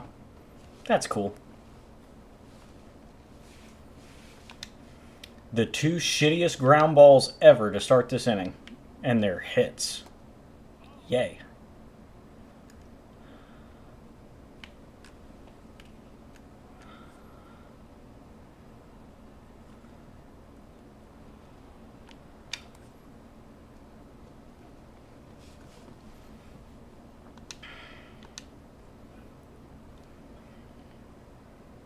Okay, yeah. I should have brought in a lefty already.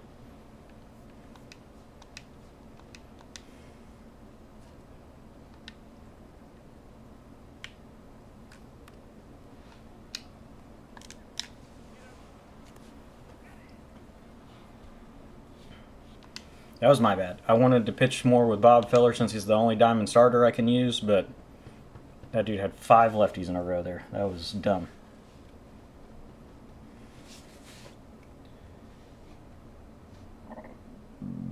Excuse me.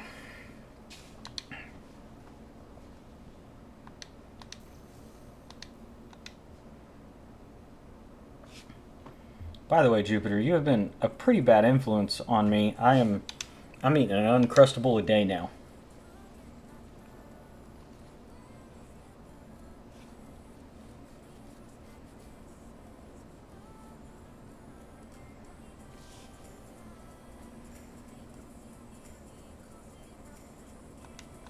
Cool.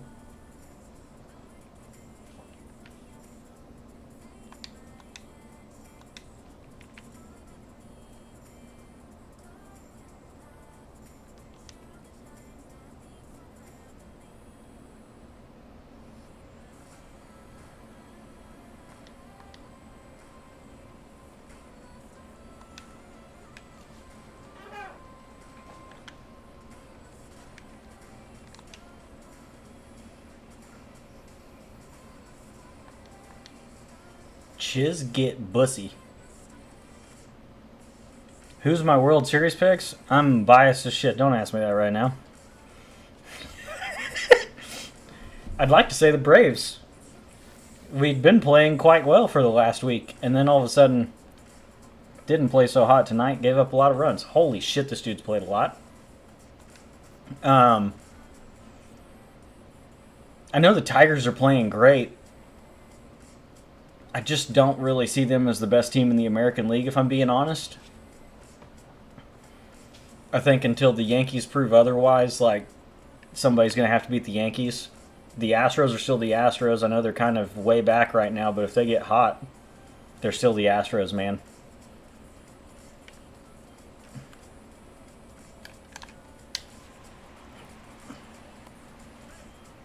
I'm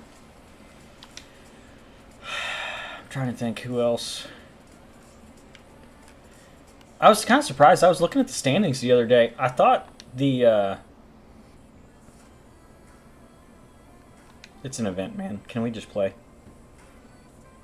Okay, maybe not. I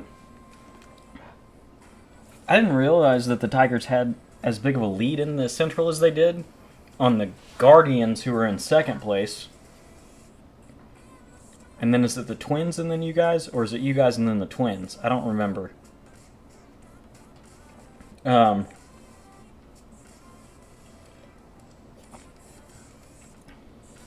the smart pick in the National League would be the Dodgers. Just an embarrassment of superstar talent.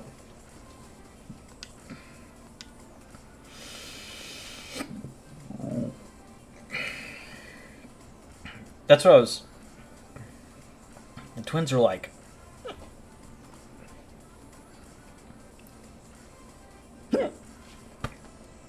Hiccups. 4 games, 8 games, under 500, something like that.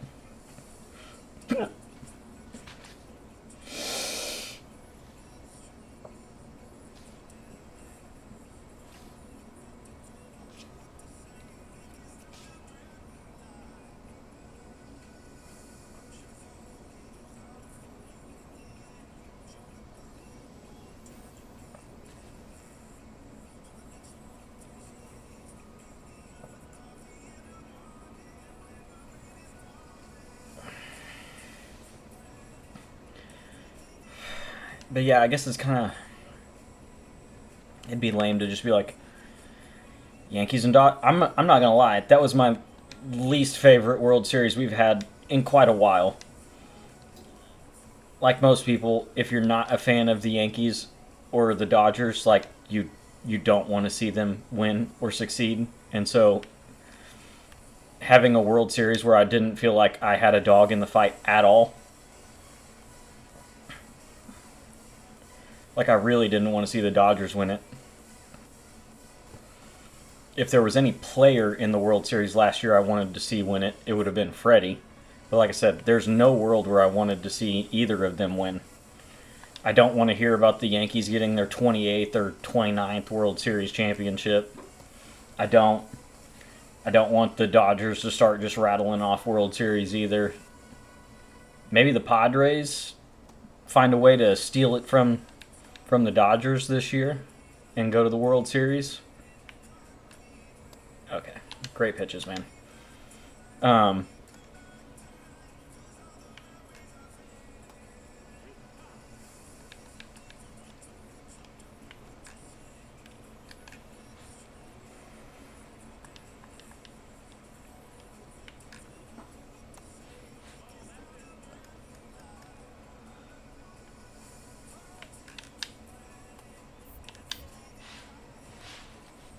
hmm. um, I saw an interesting tweet today that apparently the Rays have already had discussions just based on where we're at in the season and where they're standing. They've already had discussions with Major League Baseball about if they make the postseason, where their games would be played. Which I guess it's never too early to start getting that kind of fleshed out because this stadium that I'm actually playing, this created stadium, it doesn't house enough players, or not players, enough fans for a playoff atmosphere. Like, Major League Baseball wants people in the stands.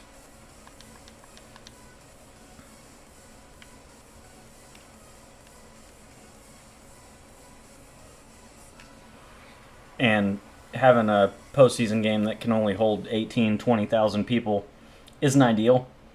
So, do you play your games in Miami maybe? Because the Marlins aren't going to be in it. You just take over Miami Stadium for the postseason. I know it kind of displaces the team, but um,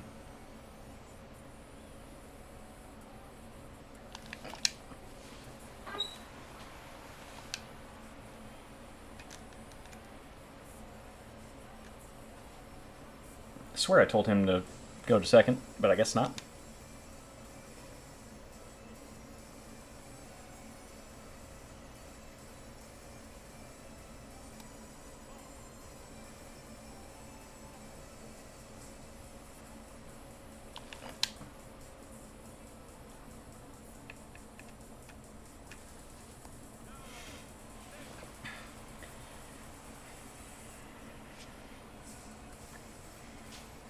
Is that who you guys are playing right now? They've been they've been on a little bit of a hot streak here lately, man.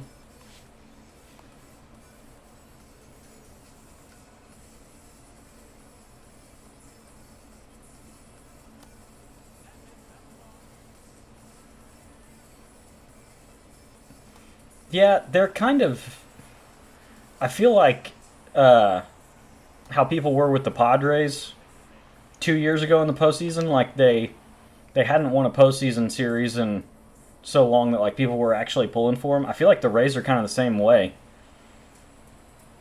They've never won a World Series. They kind of blew their best chance to in the COVID World Series. Okay.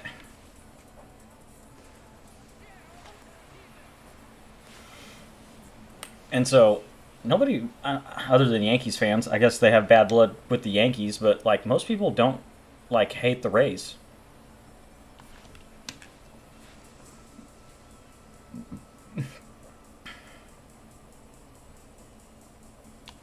Not to mention they just got a bunch of young guys. Like I'm trying to think of who their veteran presence is.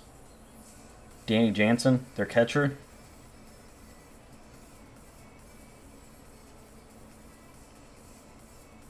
Diaz. I mean, that's their veteran presence.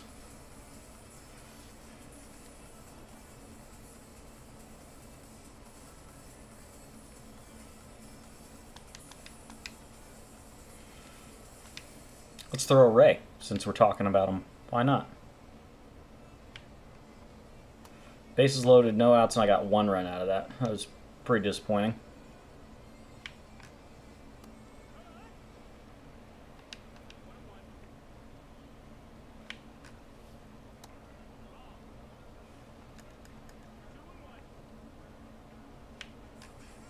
You want to talk about massive disappointment this year compared to expectations and how they've been performing? The Orioles. Dead last in their division, like 8-9 games under 500, I think. Maybe not quite that bad. But, yeah, not... They're expected to be where the Rays are, I think. Like, contending to win the division in second place, you know, fighting for a wild card spot. Ozzie Smith just about went deep on me. What the shit? I did let him face a lefty because I wanted to face this guy with a lefty. And if you pinch hit for him, I'm just going to bring in a righty.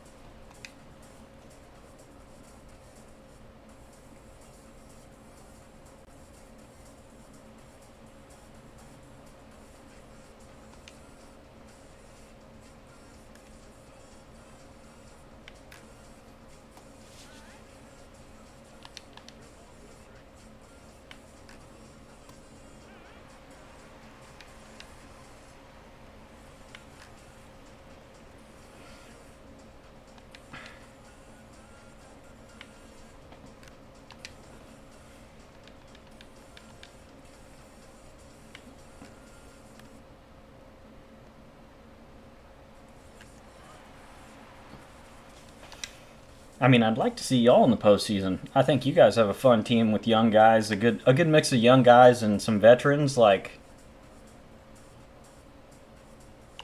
I like watching the Royals play. Was it last year or 2 years ago when you guys were in the wild card round? Like, you were fun to watch. That's gonna be a line out.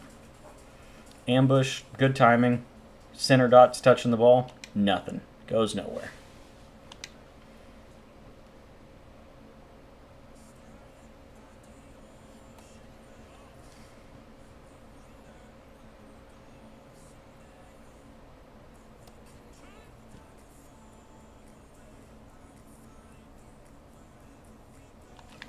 Oh, that looked like it was going to hang a little more.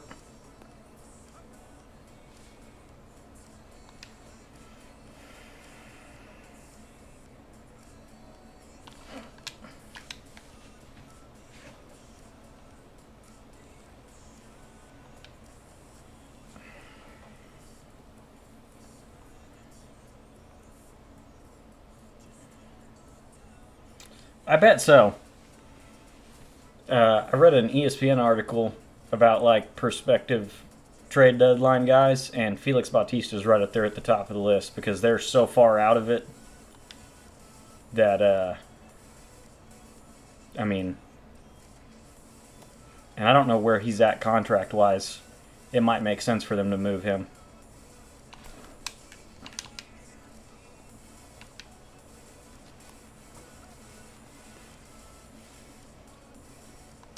Like if they're in the last year or two of team control with him, he's gonna require a fat payday. And so it may be smart to move him.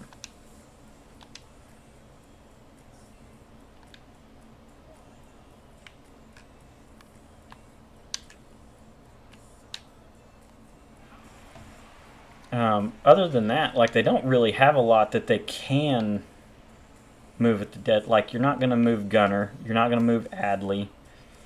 You're not going to move Holiday. Like those are all younger guys, still early in club control. So what do you do? You want to try to get something, I guess, if you're going to be completely out of it.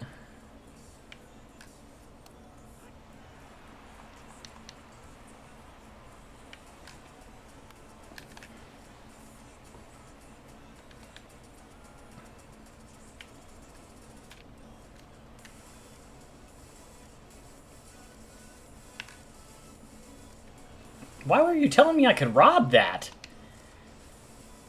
43 power, by the way.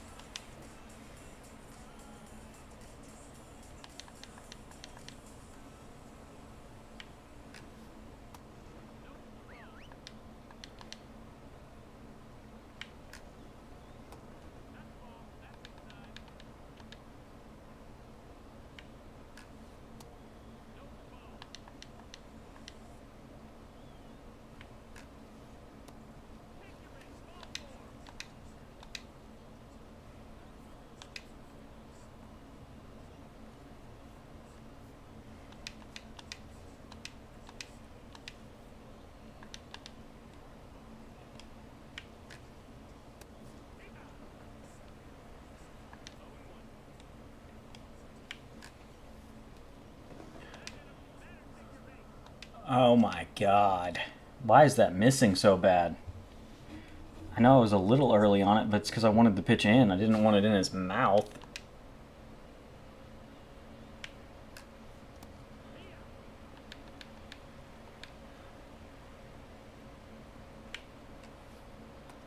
Oof.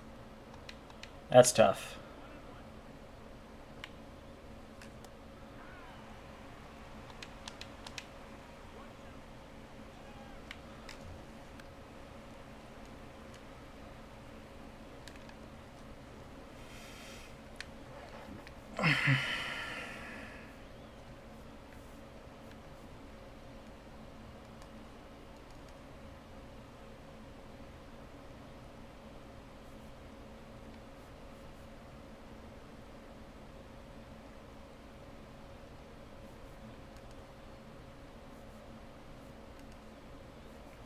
There's no hold runner at second, huh?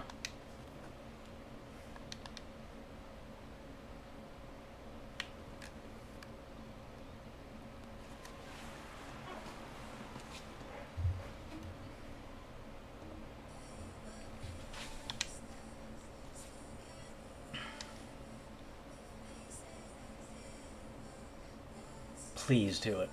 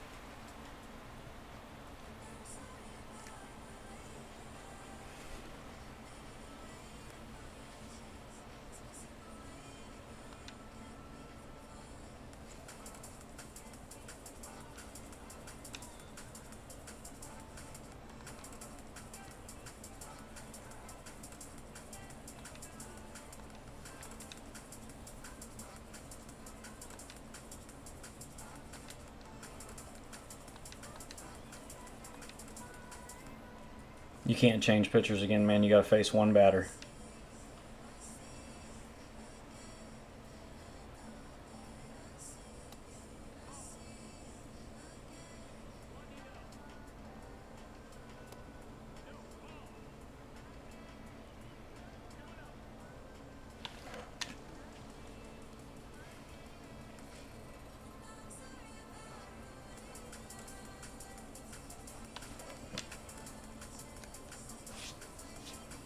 Awesome.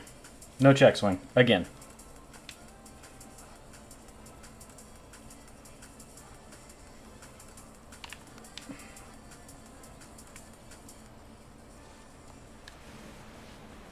Probably should have left the infield in, man.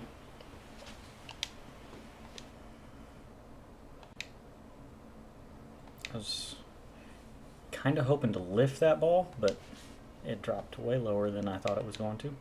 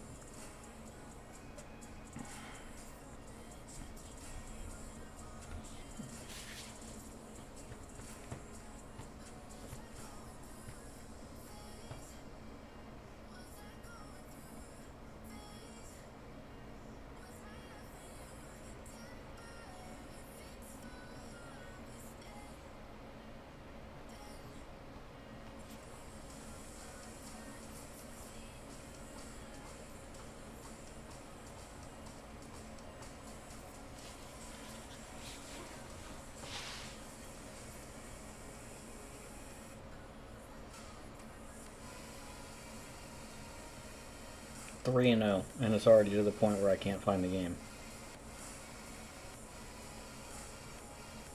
Maximum search criteria already. God, they were in defense this year.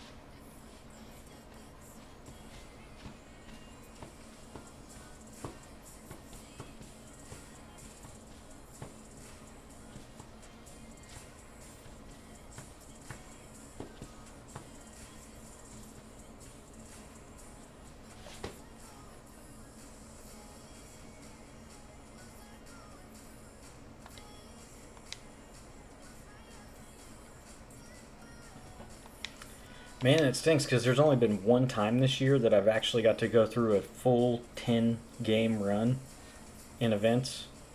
I did get lucky in it, and I got Kyle Tucker for my 87. And so I sold him for like $50K when he was still somewhat expensive-ish. But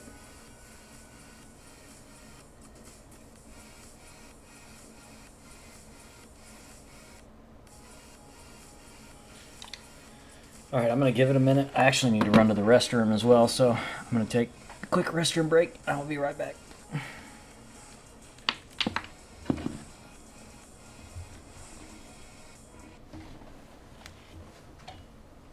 guess I'll actually leave that going in case anybody else wants to, hop in.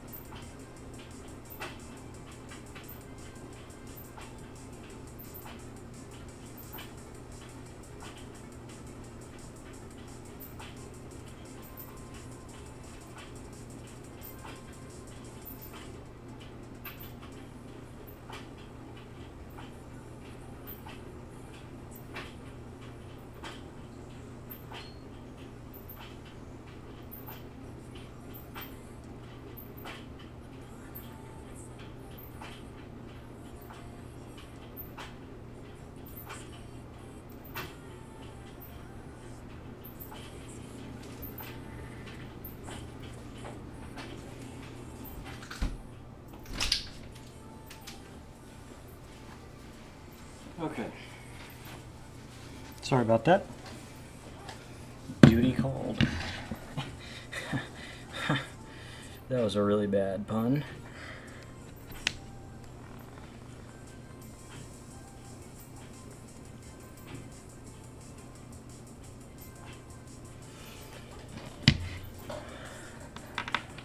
Okay. Can we find the game now, please? Pretty, please?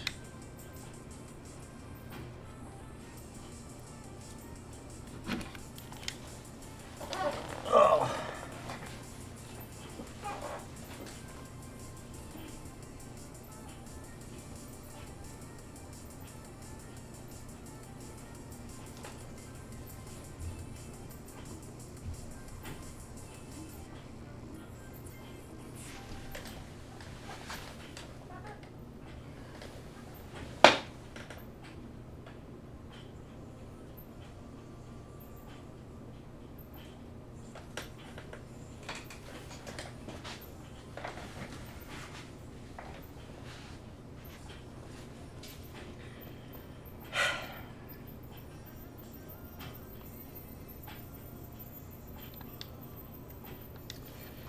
It sucks that this is the thing that I have to do. I have to just quit out of a run and start one over because once you get so many games in, you're just not going to find an opponent for some reason. But I'd like to move on and play some games.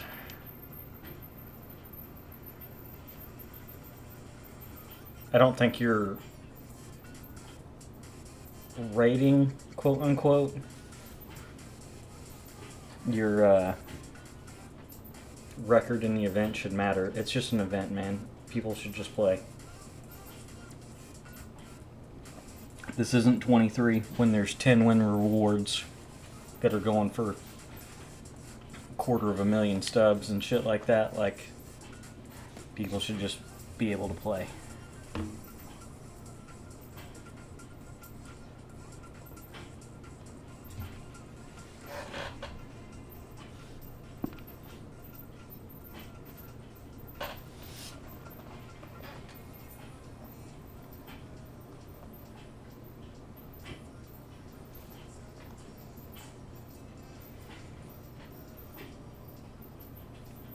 Like, why couldn't I have just found this person when I was searching earlier? Oh, yay.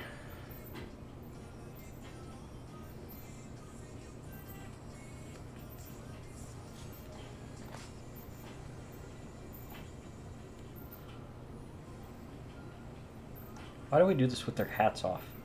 So we can see their hair. Oh, and I don't get to see our batting averages and stuff.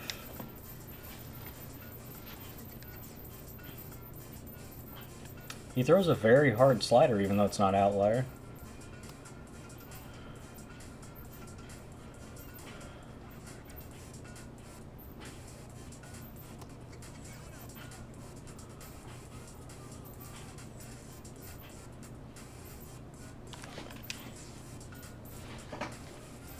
A little early.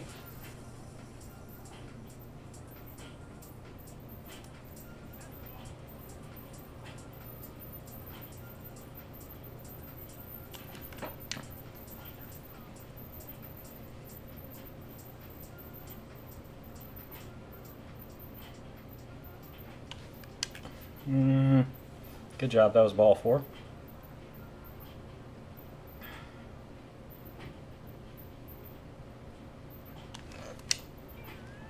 And all of a sudden we're not throwing 100. We throw to the bottom of our...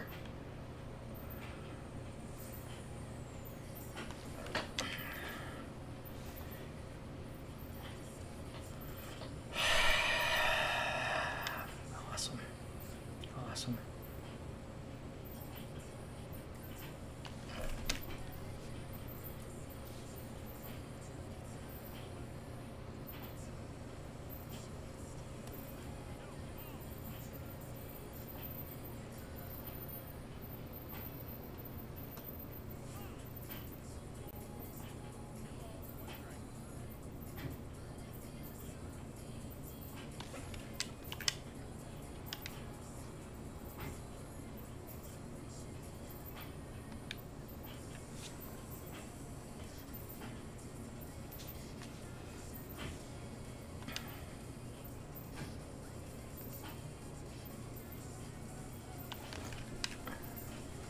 There's a ball. Don't swing just because you got the pitch you were looking for, dummy.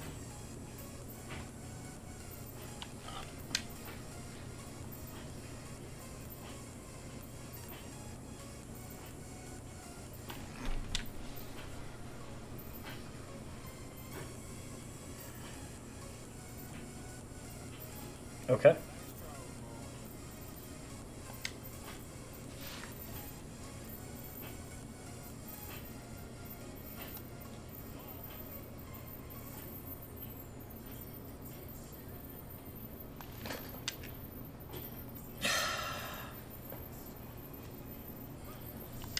Didn't sit back long enough. That stinks. That pitch should have been murdered.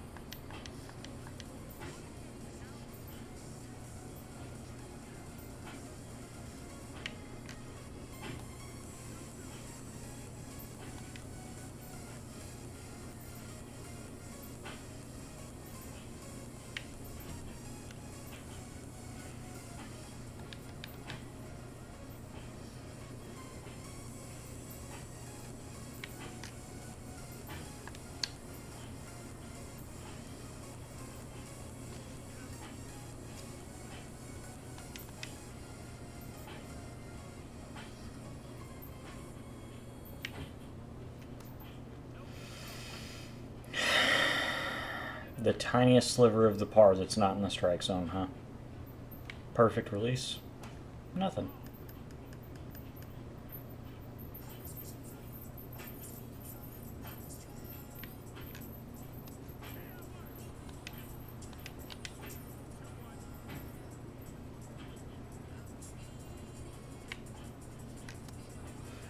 That's a fucking strike, is what it is.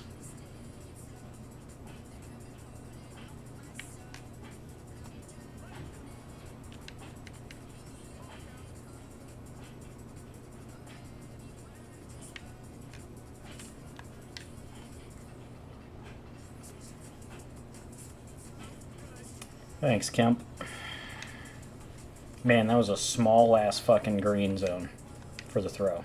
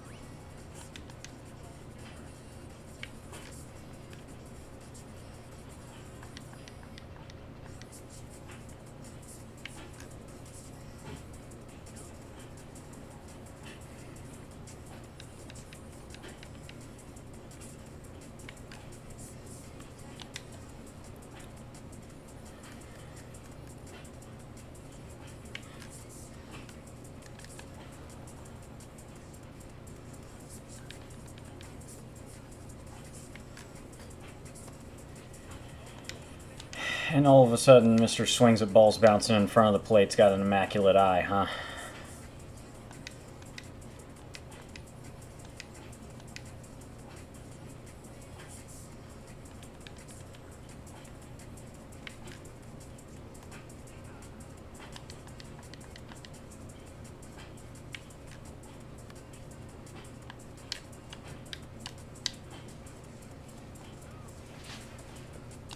I had 2 outs for some reason.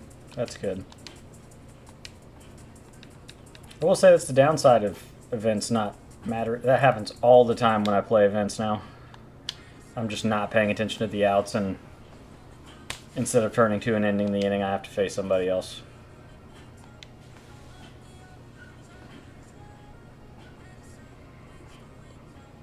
You should really take him out of the game.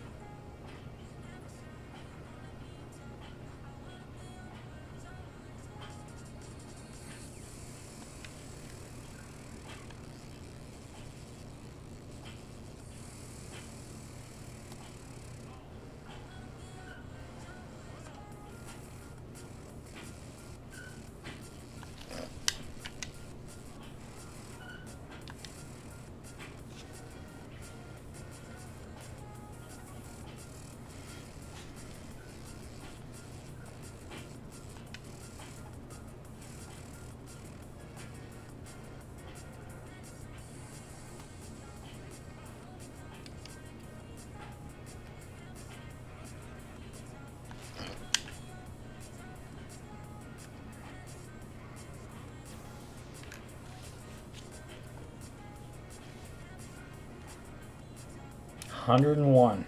Perfectly squared up changeup. No, I guess not perfectly squared up.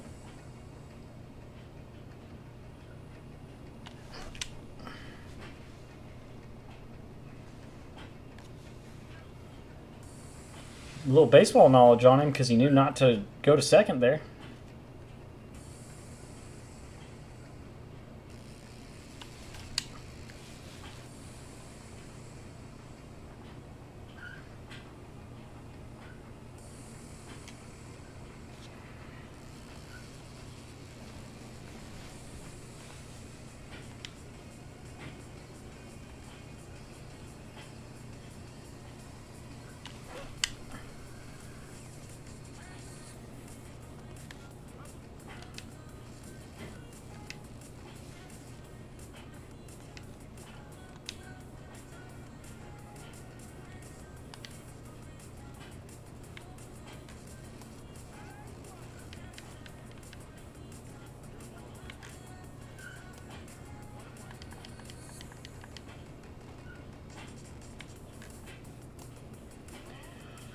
Another strike that's called a ball. Yay.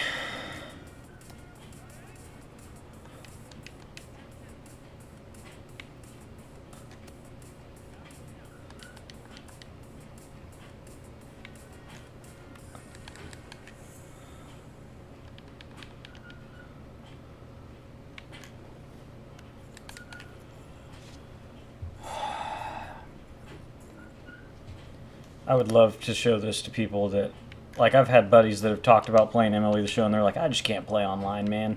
And it's like, yeah, you can. This dude is bad. He swings at everything.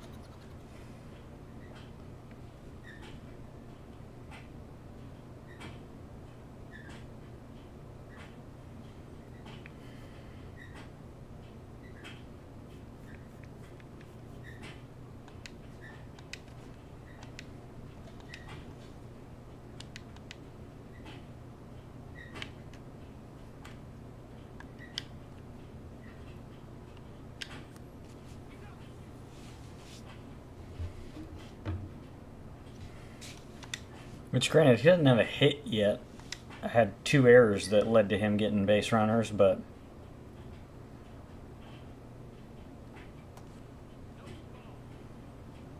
events is the greatest way. That and BR. Honestly, don't take BR too seriously either. BR is how I started playing. I wanted to do the BR program, and you can take your time. Just work. You used to be able to. You can't anymore.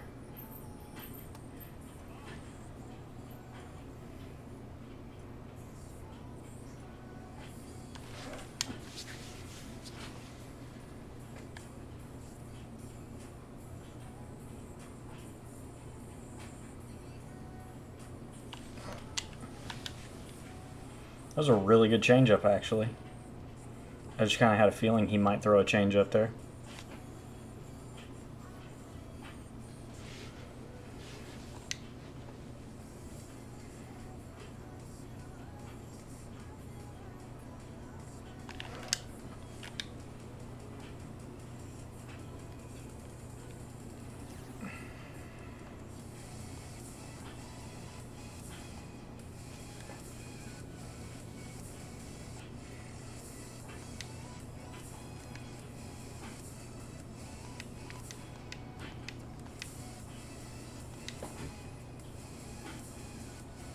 See if maybe I can get a pitching change.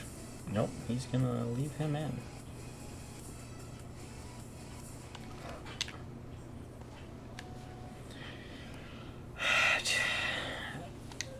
Too anxious tonight. I'm not doing a good job of, like I've talked about, making sure I get pitches middle up and like cutting the corners off the strike zone. That should have been an easy RBI there.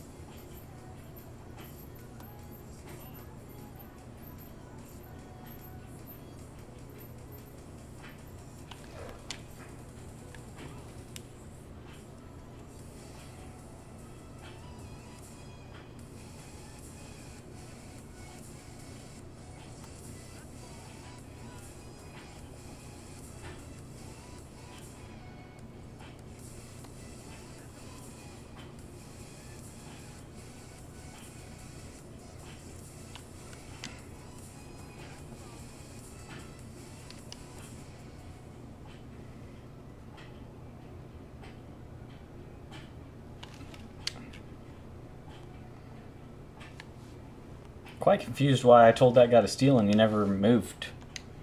Whatever.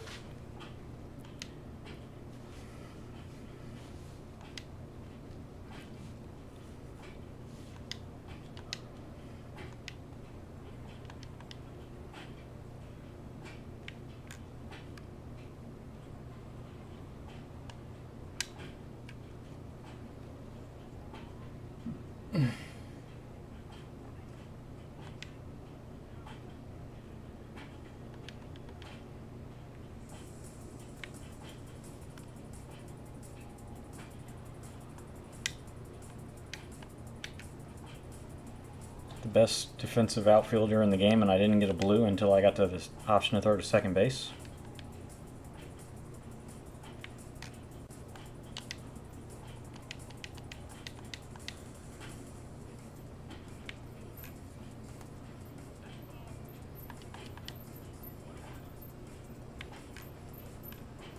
Hey, base hit.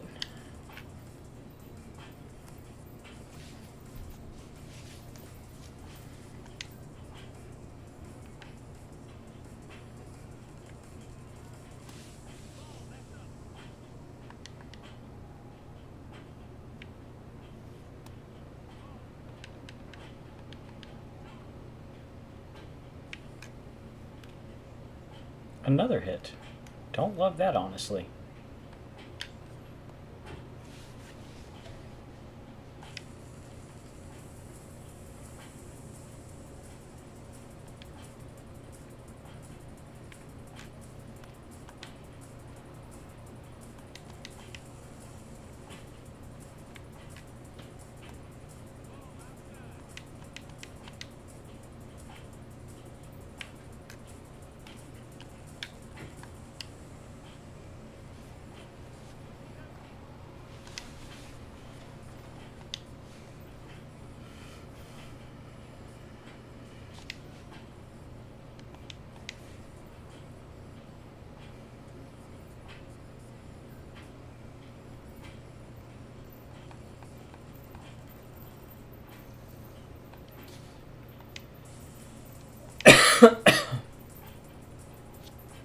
So this is bugged?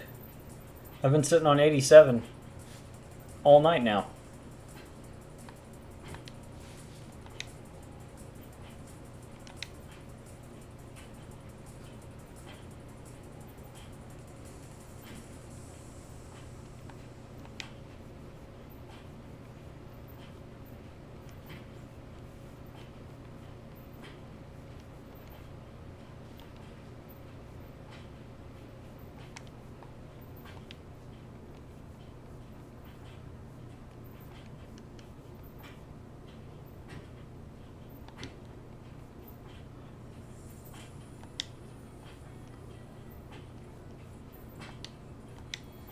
Did I really only get like 3 strikeouts that game? I felt like I struck him out a decent bit.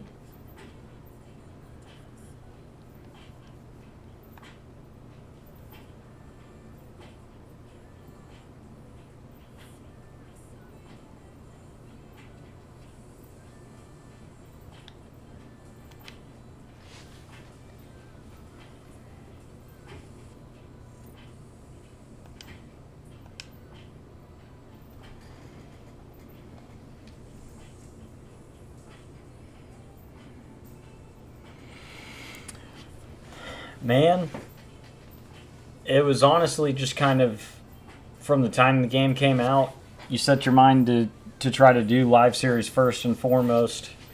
I even kind of let myself get distracted a little with some of the secondary collections that came out, like getting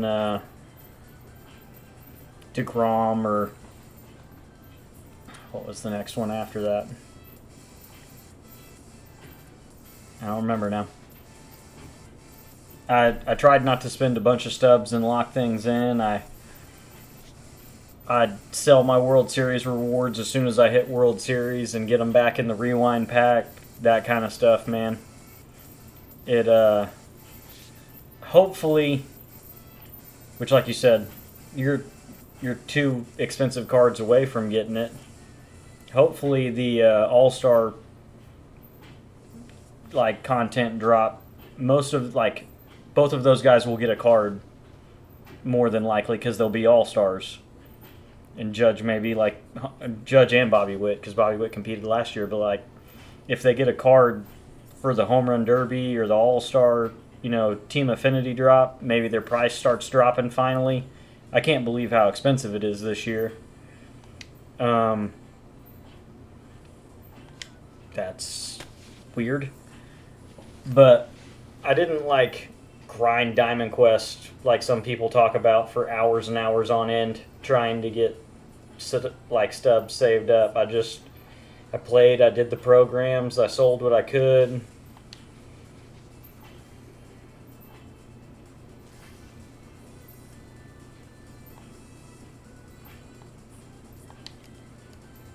It's just so ridiculous this year, man.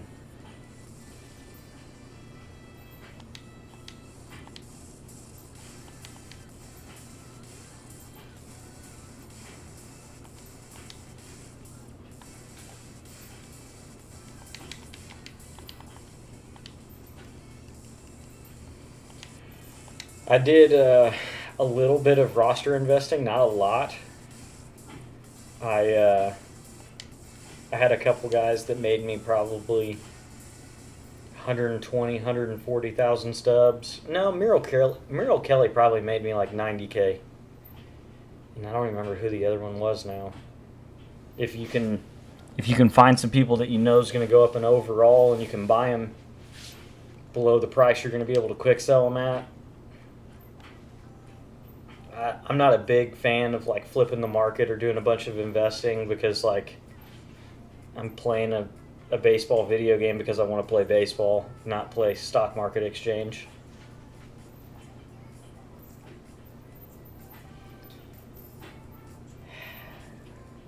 It's tough. I think they're trying to finally start alleviating some of the ridiculous ass prices because they had the flash sale again yesterday on the 88 plus pack. It's just not good enough. This imaginary tier they've made up this year of 87 plus, I think is really what's hurt the prices.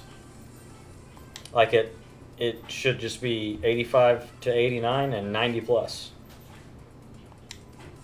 It almost makes me wonder if they also tweaked the odds for 93 to 94. Are those even harder to pull than they have been in years past?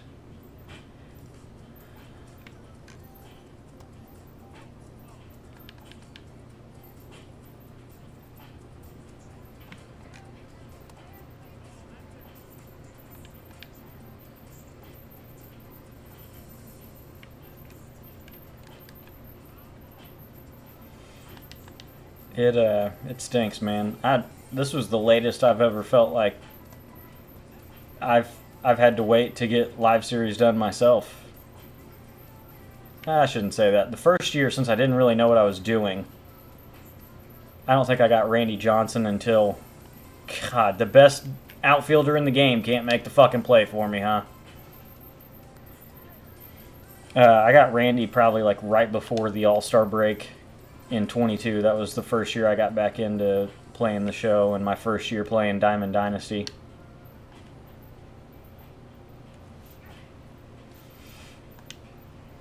But, man, I know next year the first thing I'm going to do is sell literally everything I get.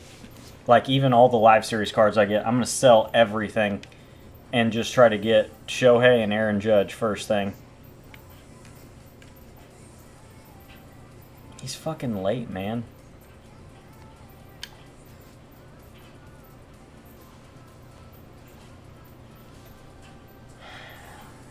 I feel it. Like, I just got him a couple weeks ago, 3 weeks ago, something like that.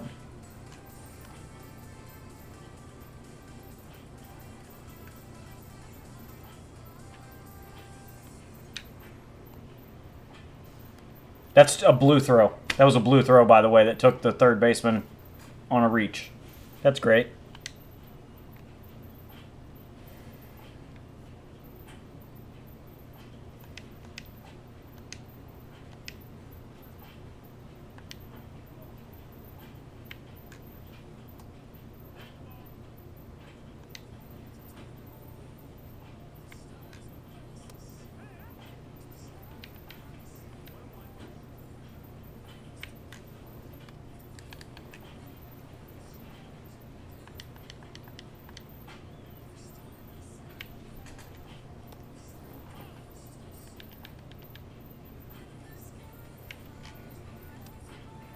I really needed that to be a strike, man.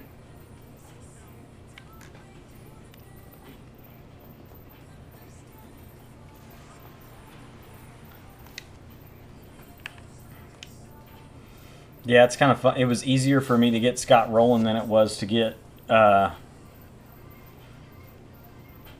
Carlos Beltran. I got Scott rolling like 2-3 weeks after that collection came out, and because I just had a bunch of cards that were no sell, or a bunch that were super cheap on the market at that point, like, was able to do that collection before I had Beltran unlocked. I was waiting on Ohtani and Tatis.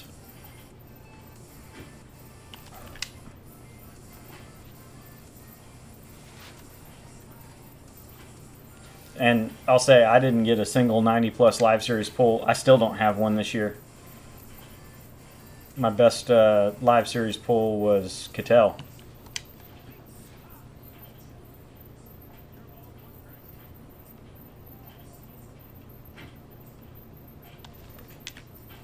Brother, I felt like I sat back on that.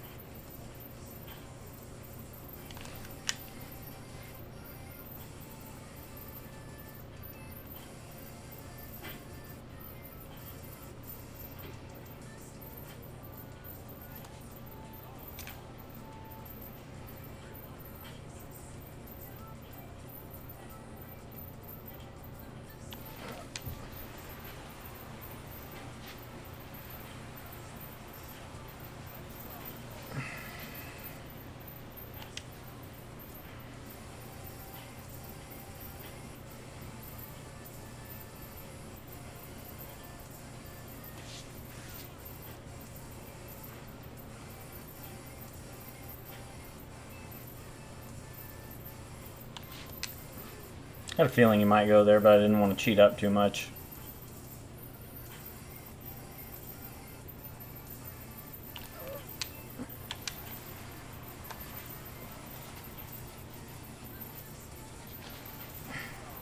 Freaking got some hair catching in my drawers.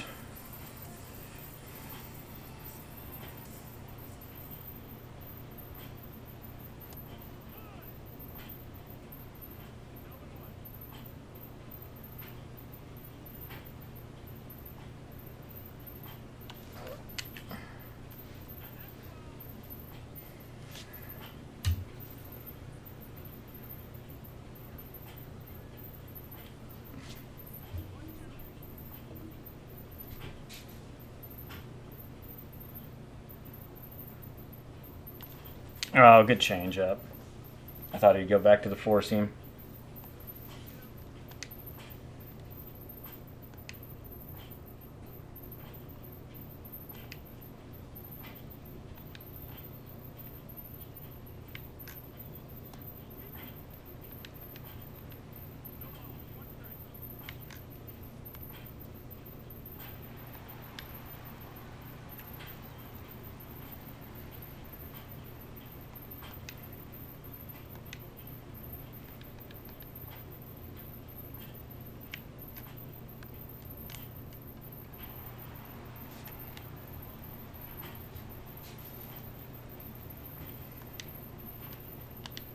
Wrong button, dipshit.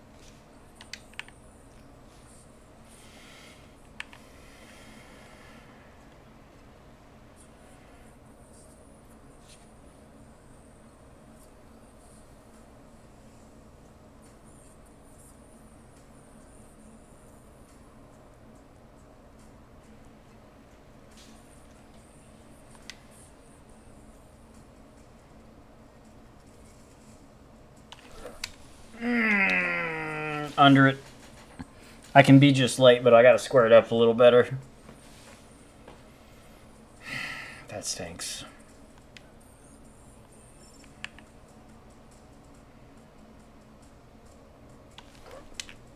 Again, I need to take that because it's just down out of the zone.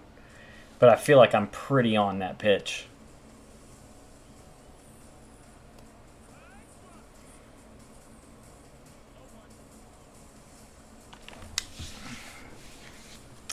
Damn it.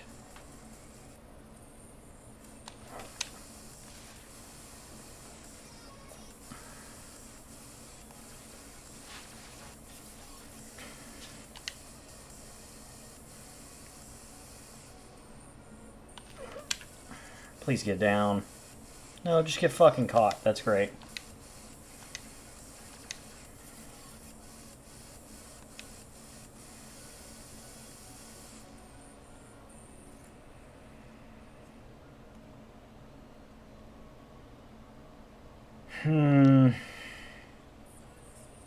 Yeah, no, actually I don't love this.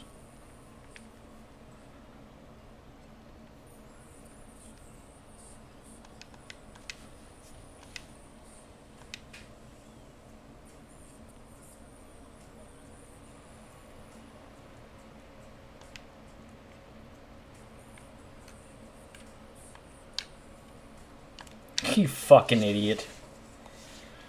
Why? Just for the shit of it? Gold shield? We're gonna fucking drop the ball?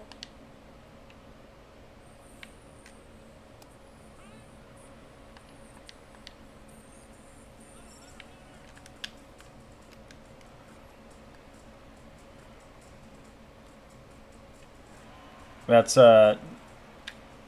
90 whatever the fuck fielding and high 80s reaction, by the way.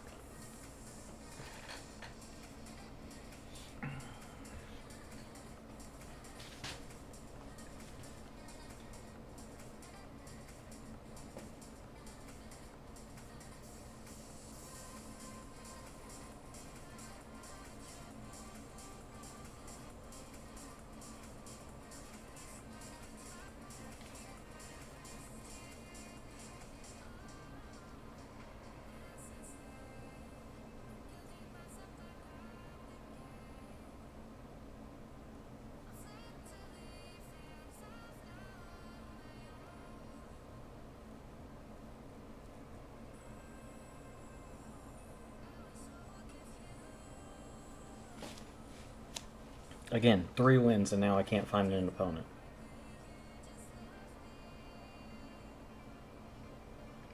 That guy had every card in the game, and now all of a sudden I can't just find someone.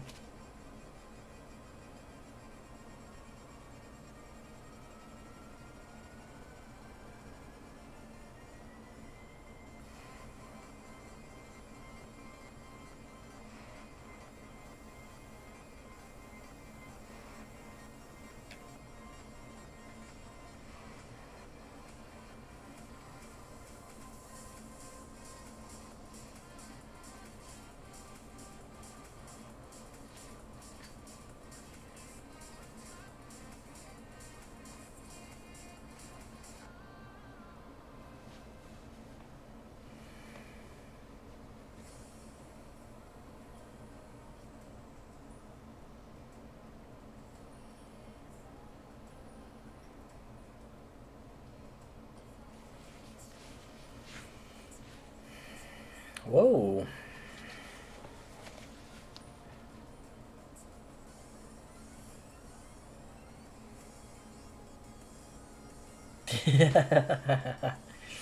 No. I think he was just kind of taking up space on the screen, man.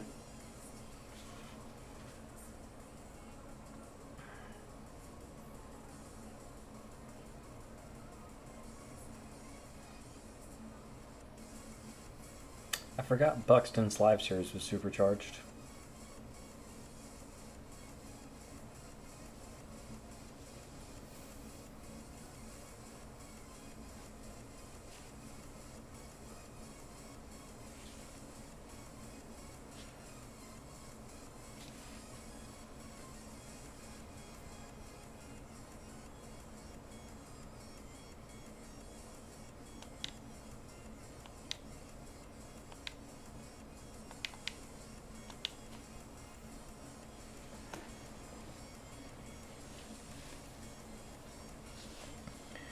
Jupiter, what are you doing this evening? Are you playing tonight?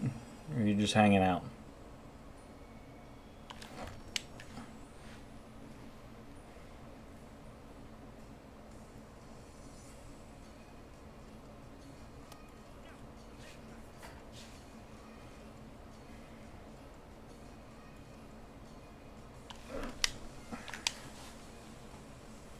Unfortunate. I'm going to be too far under that to get it.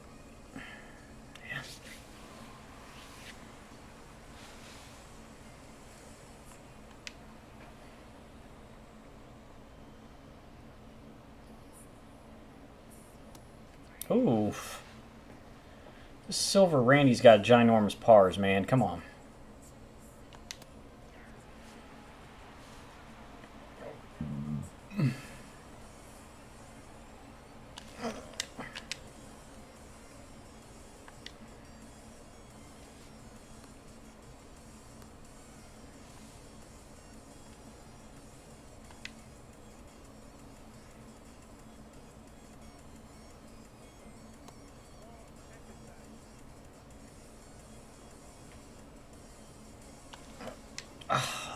Too early.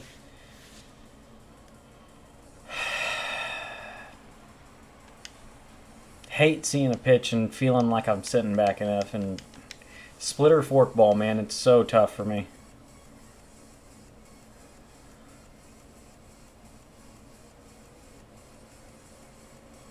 I'll let him hit.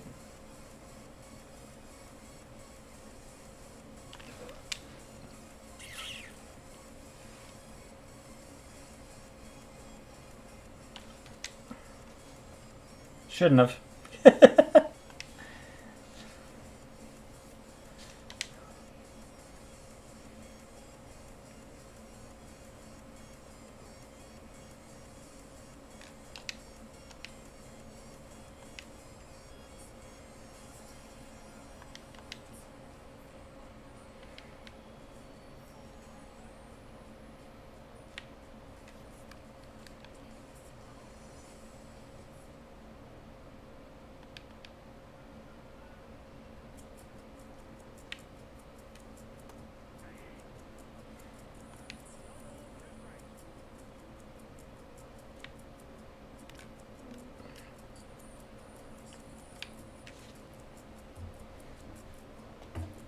pretty free swinging.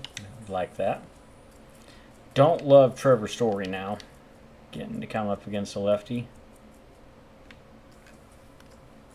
Hey, well, we made a good pitch.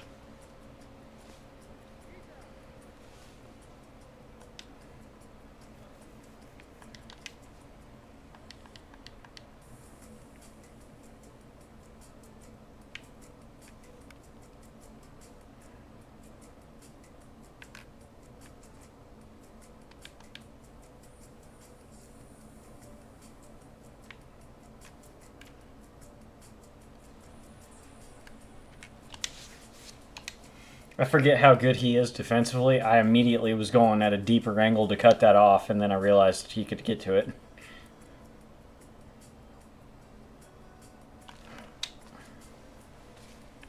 I fucking hate facing Anthony Randy Johnson card. Every year. And he threw the slurve instead of the slider, so it dropped down instead of just straight to where I was expecting to hit it.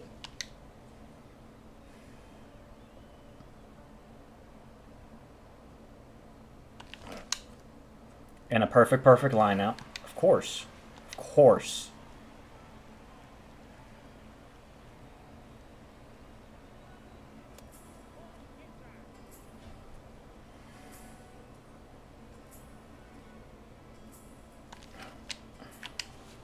I think he left him in a little too long, judging by that just late off PCI hit. He's yellow or red at that point. I think that makes up for my perfect line out, though.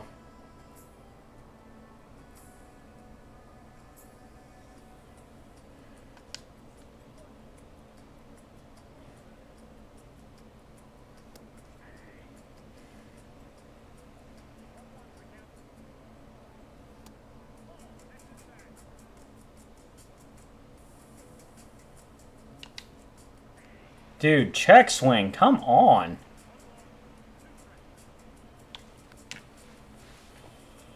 And then I'm frustrated and just swing on a non-competitive pitch.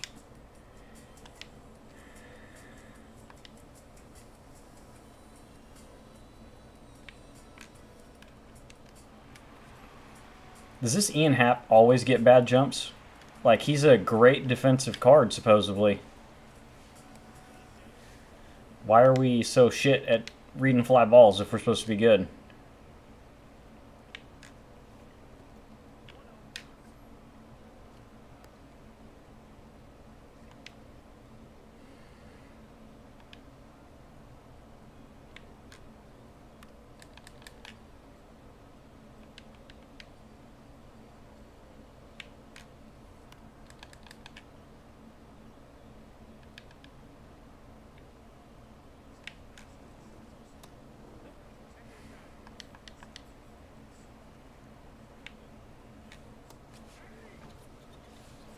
Good tunnel there.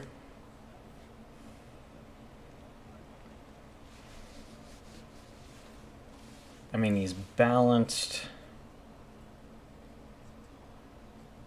Oh, I'd almost rather just take a chance on a righty-righty.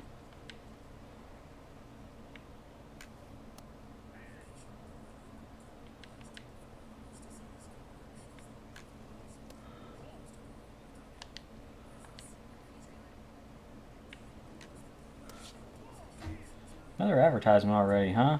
That's crazy. Dude, why are we getting around that so much?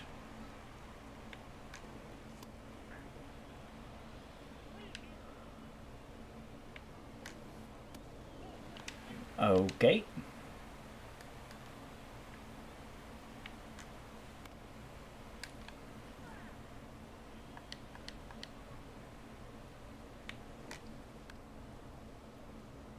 It's like his feet are stuck in concrete on every ball in the air. What the shit, man?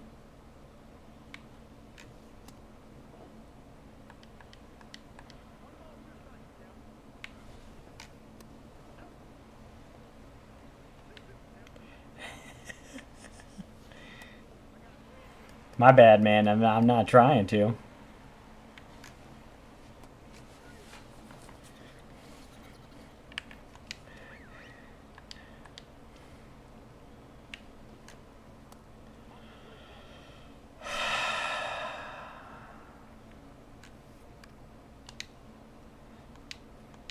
Hey, be careful though. Somebody might actually believe you. I am not out here trying to clip farm.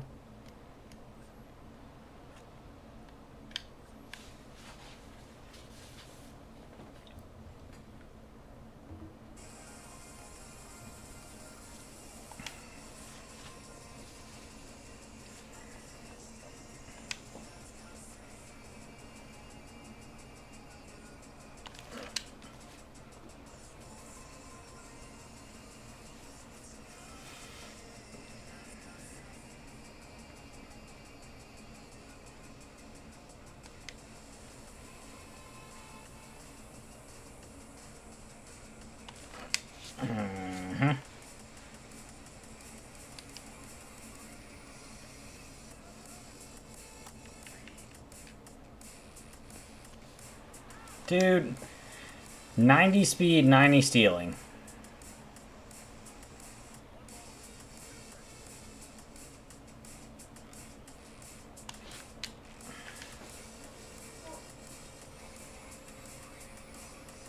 Alpha, who's this fucking catcher? I don't even fucking remember. Almost everybody's using Craig Biggio in this event, so it's probably Craig Biggio.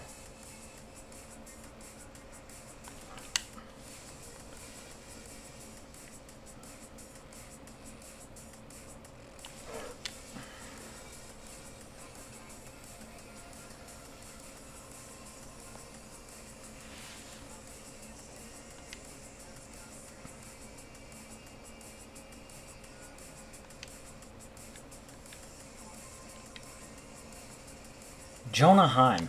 Live series fucking Jonah Heim.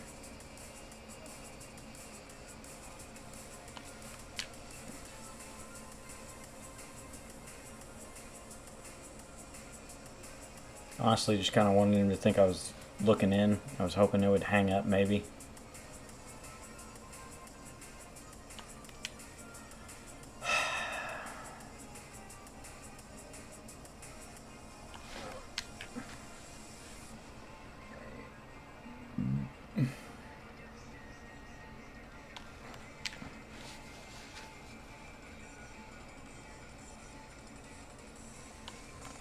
That stays fair.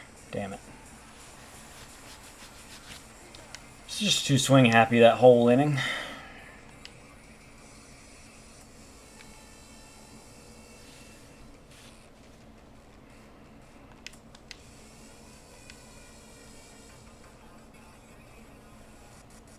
I mean, he's a switch hitter, so it's not really the biggest of deals, but I mean, I get it. He's not as good against lefties, but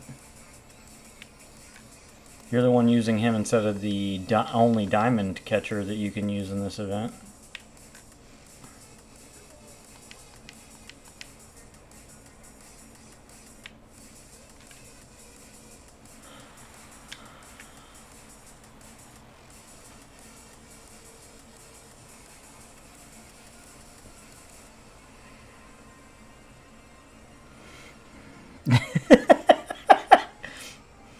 Just trying to get some aura.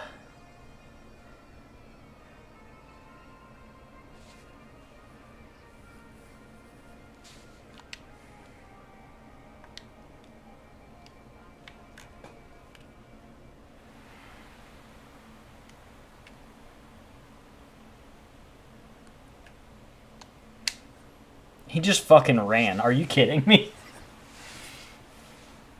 What the fuck was that?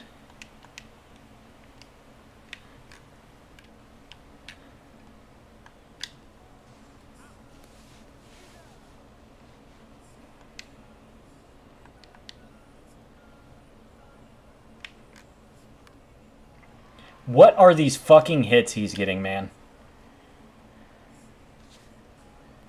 That's the third shit hit this inning.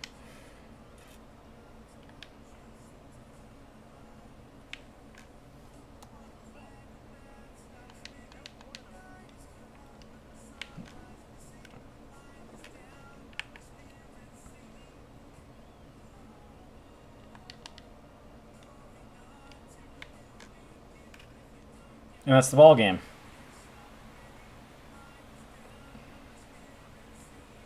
The absolute fuck, man.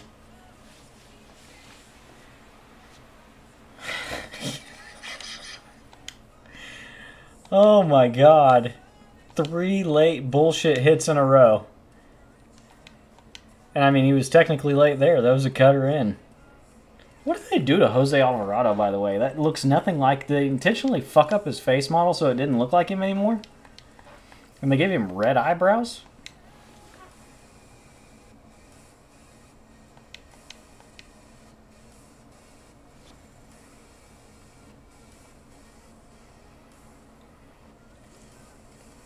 I wonder if that fella thinks, man...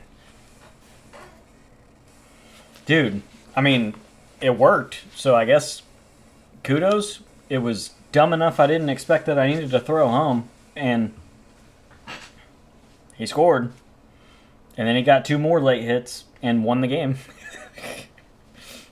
Just wild.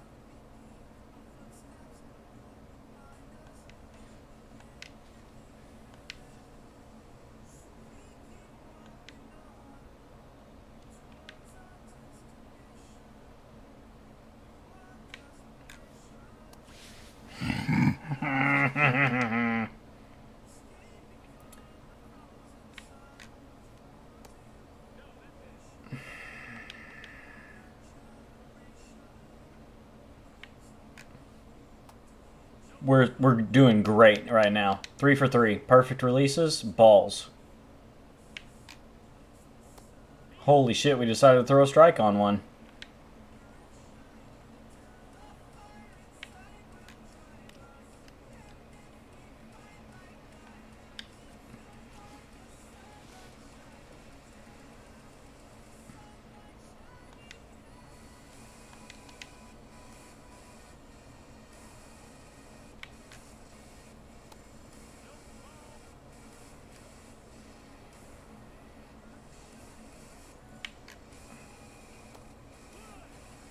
I think he's auto-taking till he gets a strike, because almost anybody would swing at a curveball thrown for a strike.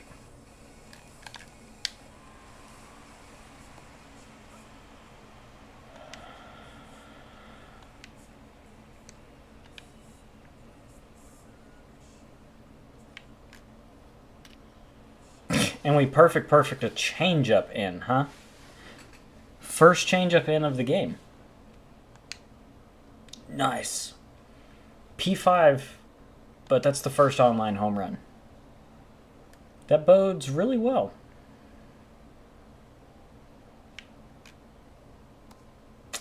Okay, man. Come on.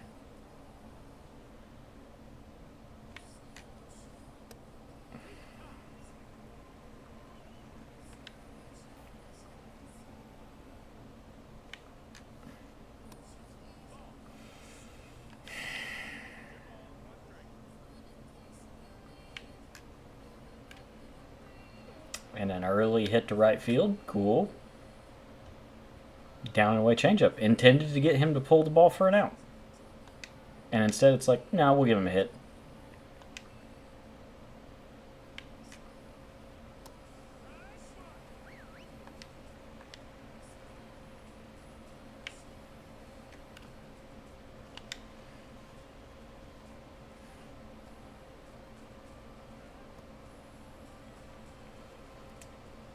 I don't really want to go. I guess I'll go to Duvall and burn him for 1 batter.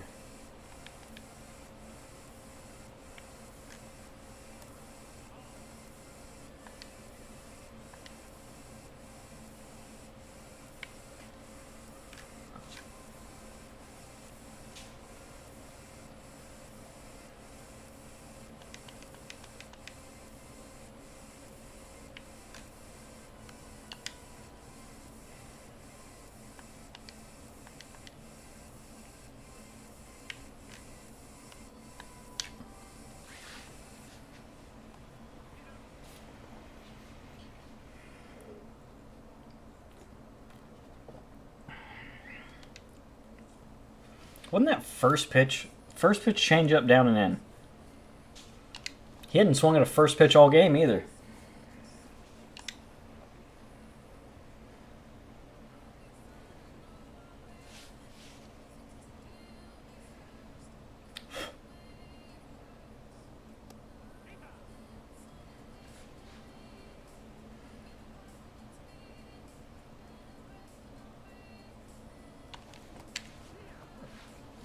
So bad tonight, man. I'm just swinging at the dumbest shit tonight.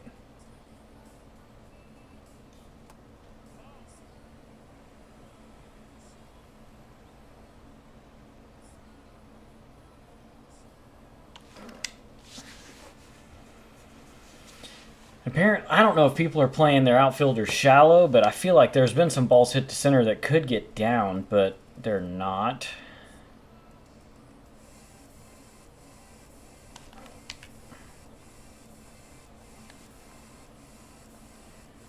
Just shouldn't even swing there if you're not going to be early on the fucking four seam.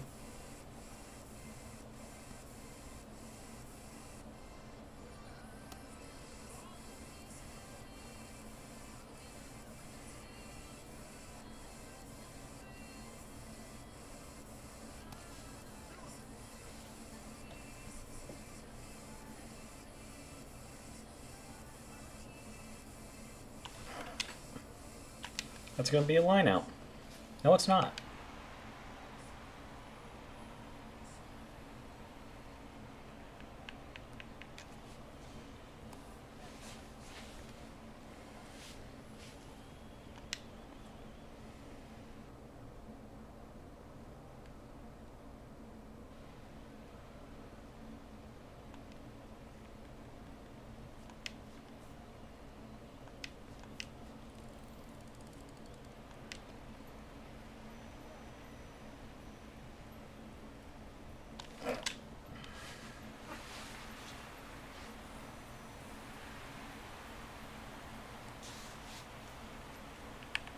We'll take it.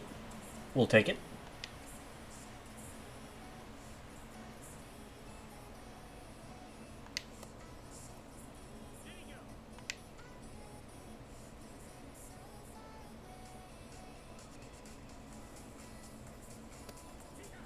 Good spot. I was kind of hoping it was a little more middle-ish.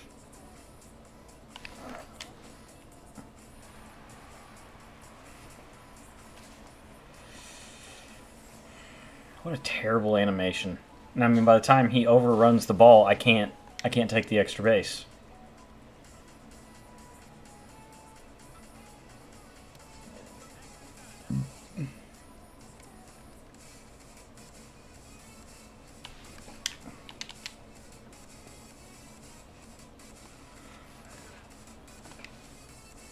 Okay.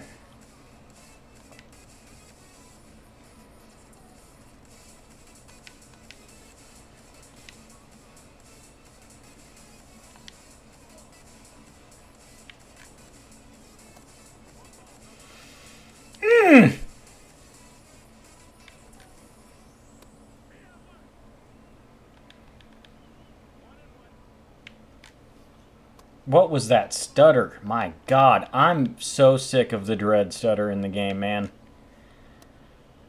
It does it every time I throw the fucking pitch.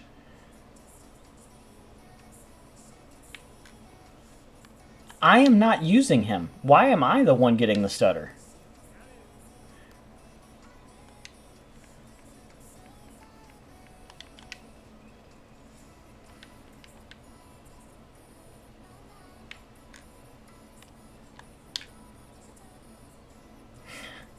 Nobody's going to cover the bag, huh? I'm literally in bunt defense. The second baseman should be able to get there. And it's an error instead of a fucking hit.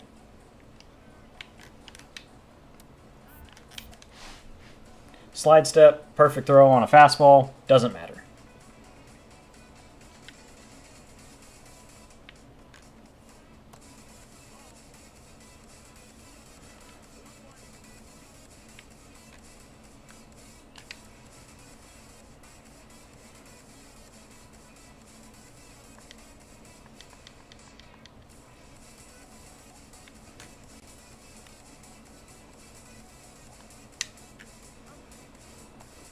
In case any psycho's just going to run home for no good reason. Just go ahead and throw the ball there, I guess.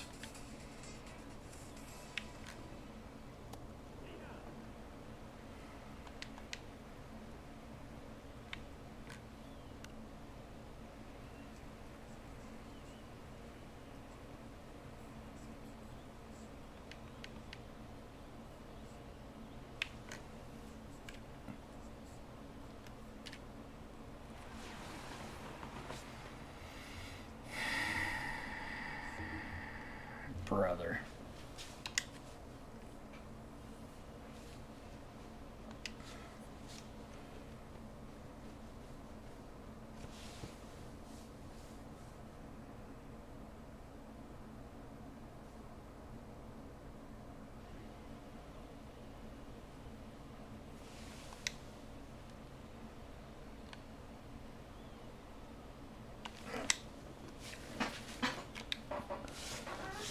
Fuck, man.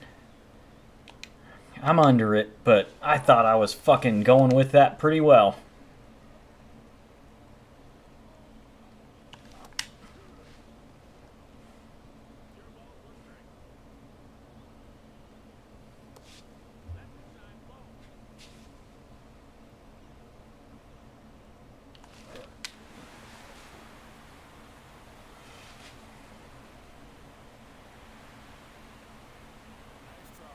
Seemed a lot farther than 430.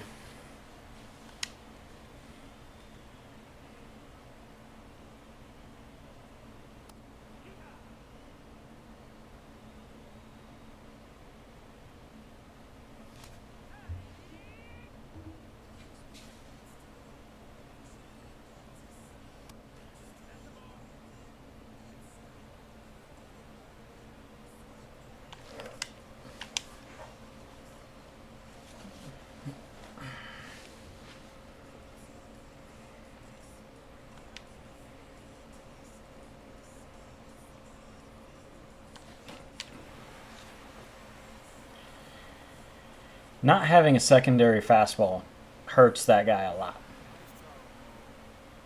I can basically just sit four-seam changeup if I'd like.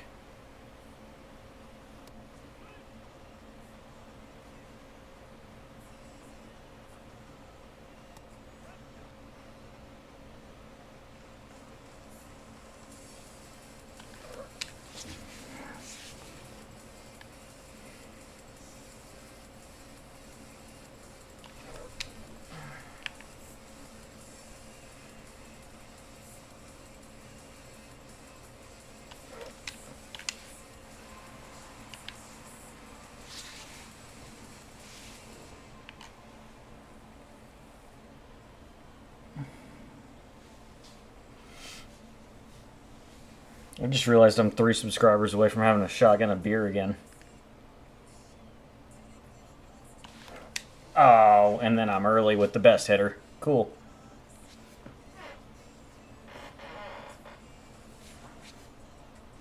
God, I'm an idiot.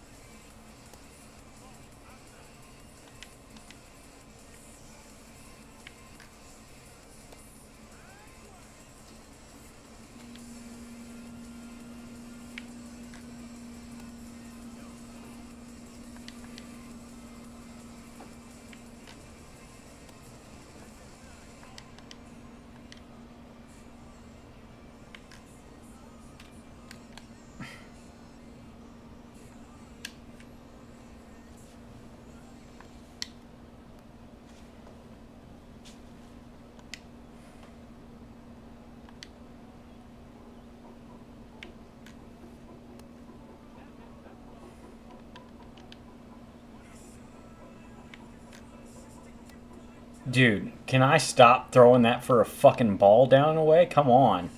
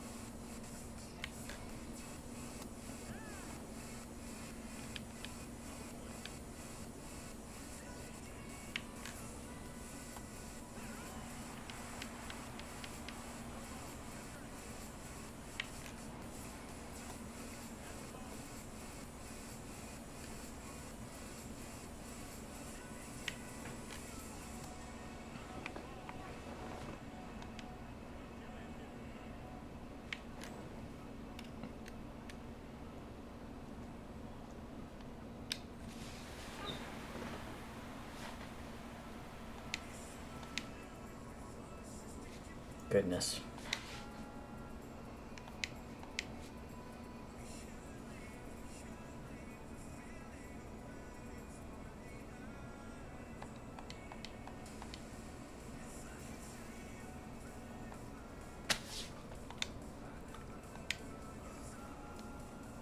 Four more runs.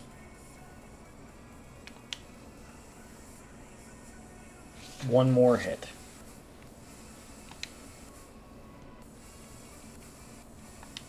And then it's literally just strikeouts left. 35 more fucking strikeouts. You are kidding me.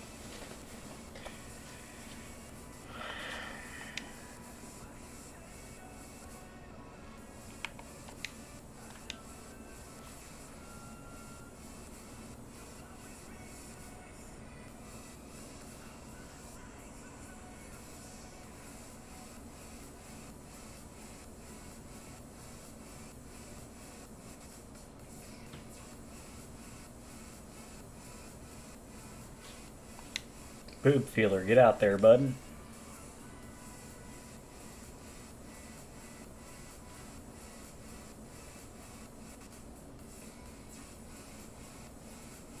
Boob feeler against boob feeler.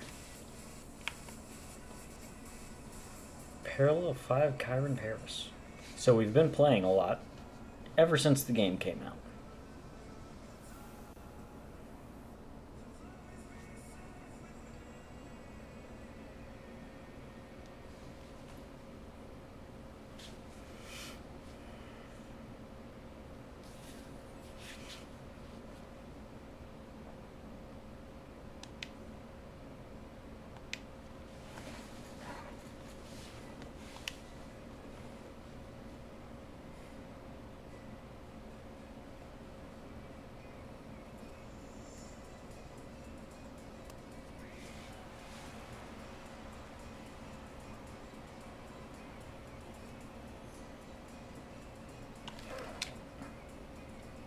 Super dive for the out. Oh, this game.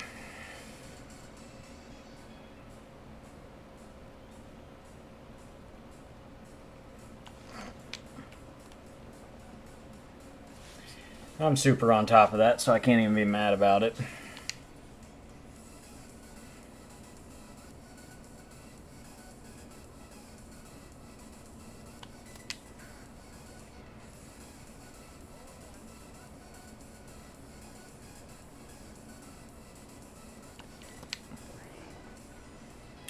Felt like I saw that well, but then I was super early. I'm in a fucking 100-mile-an-hour line out. If that's just not the most MLB The Show first inning for me, I don't know what is. A dive to take away a hit. Hit on top of a fucking perfectly thrown sinker.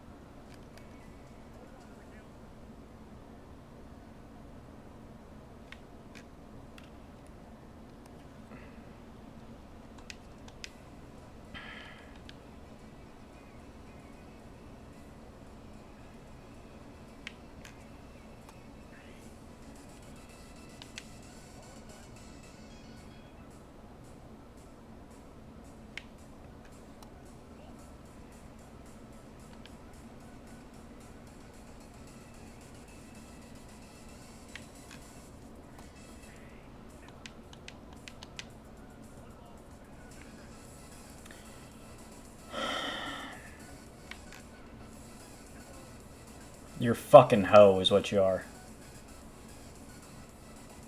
Did you forget what pitches the guy you're literally pitching with fucking throws? Dumbass.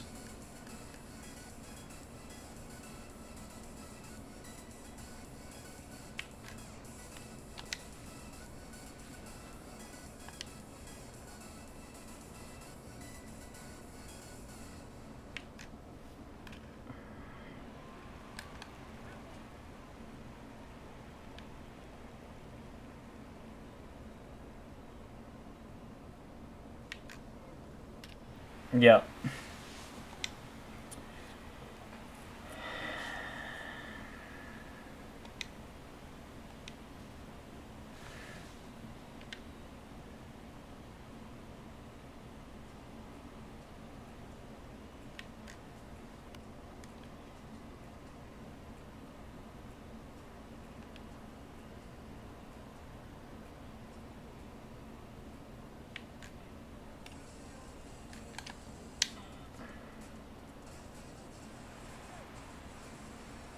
God, he has such a small fucking green throw.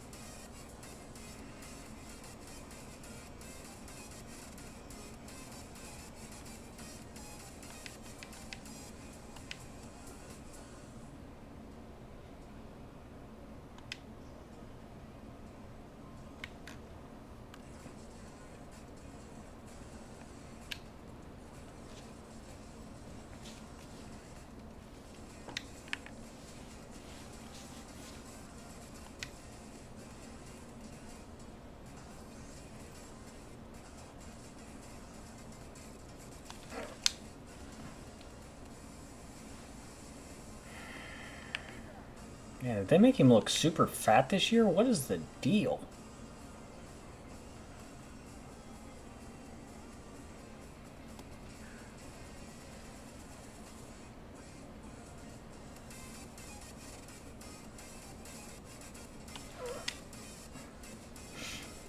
It's another really good squared up ball that's just right at a fielder instead of finding some fucking grass.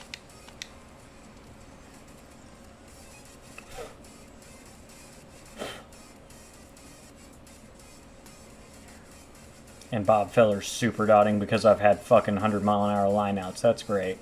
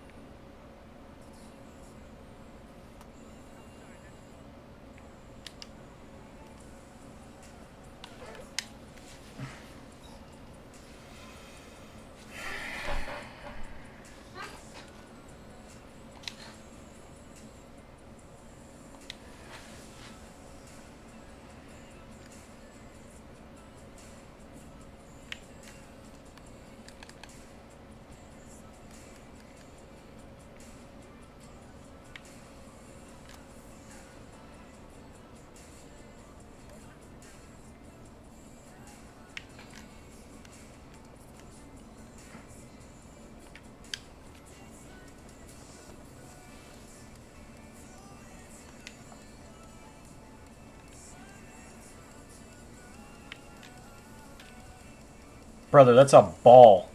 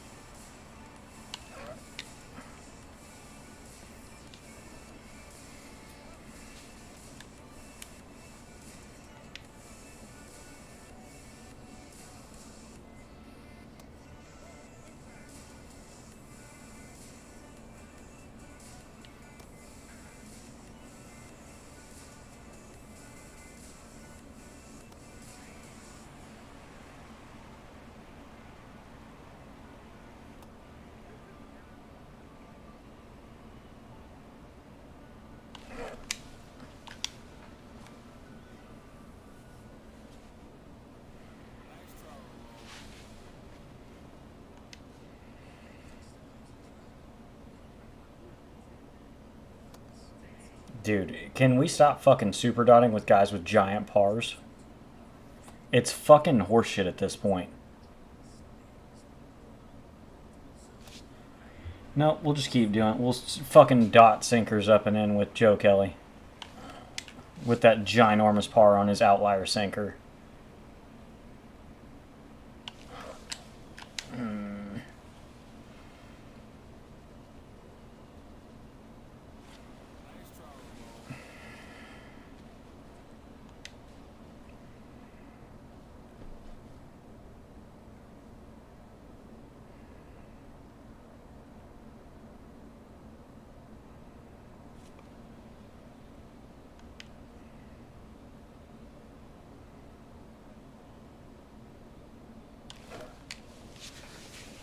Guessed wrong. I thought he'd be one of the first pitch splitty kind of guys.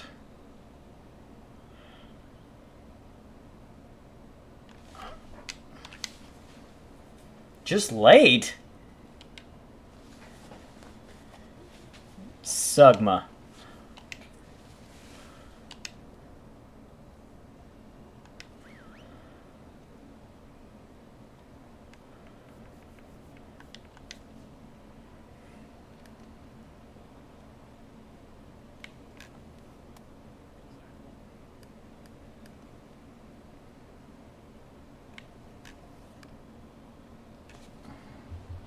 God, he is so useless against lefties.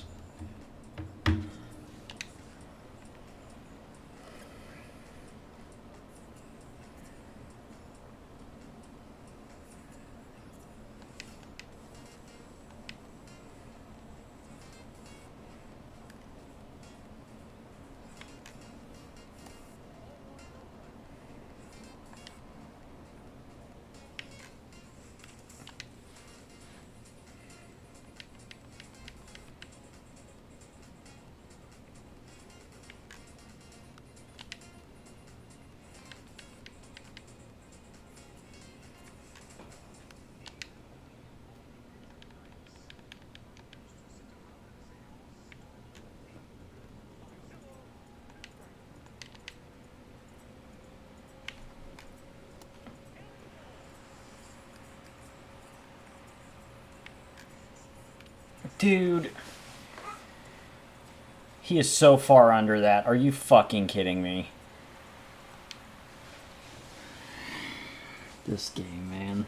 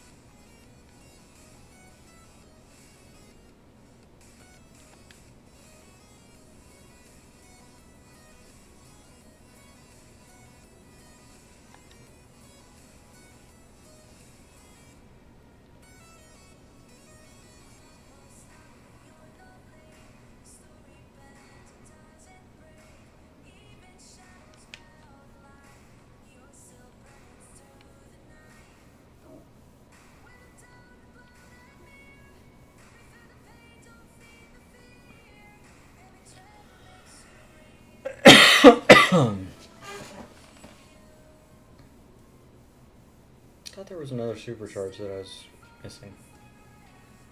It's probably dudes that don't qualify for the event. Because why would you just make it where all live series can be used in the event?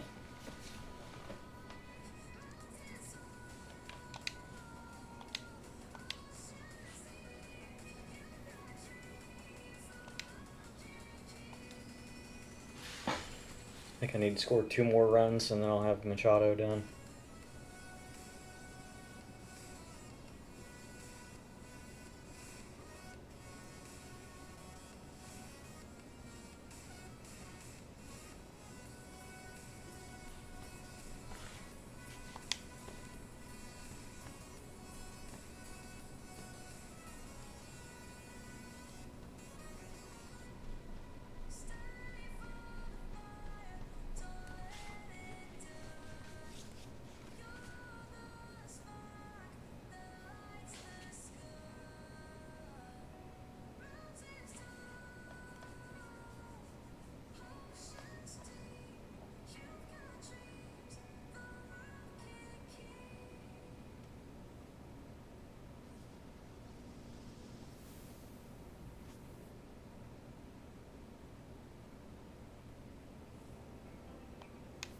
Holy shit.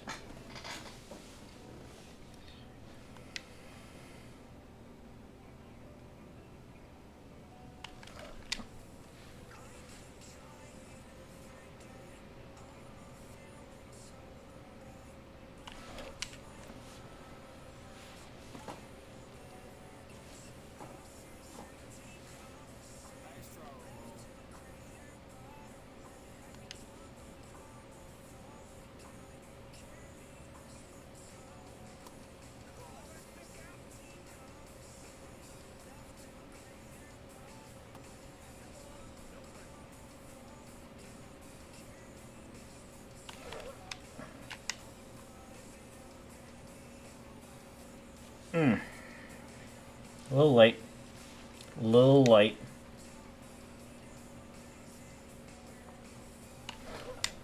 And under that. Man, I love that I waste so many swings with the Live Series collection card that's hands down the best hitter in the game.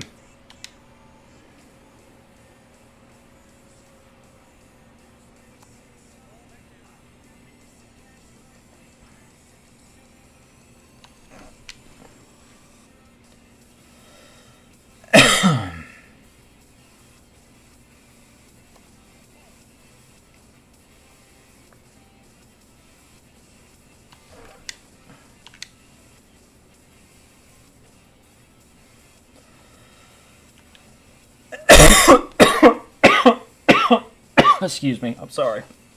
Ugh.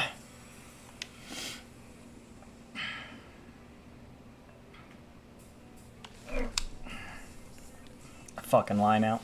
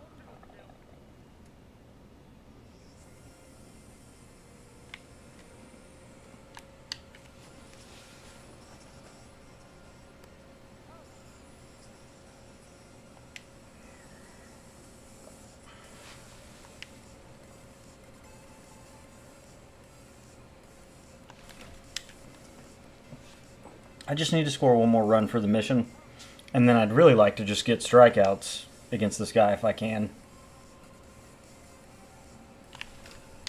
That's not going to leave, though, because of this fucking... That's not even to the warning track.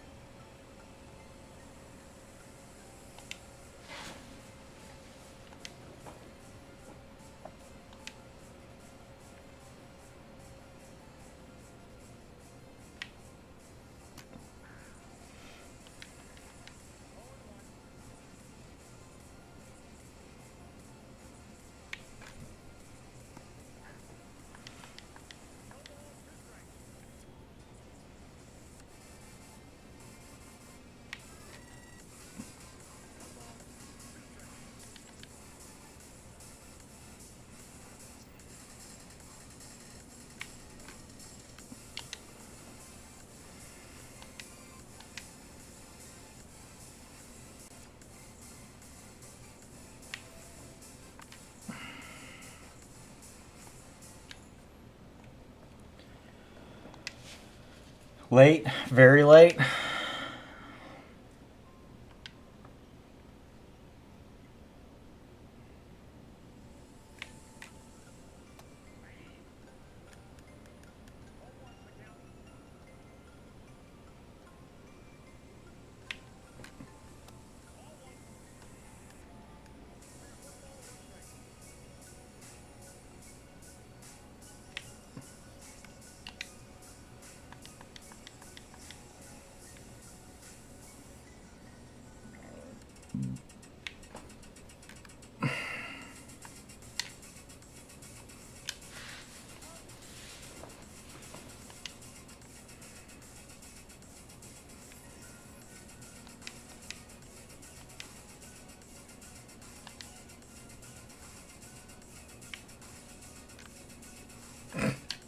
Are we contact swinging? Like, how the fuck do you put that in play?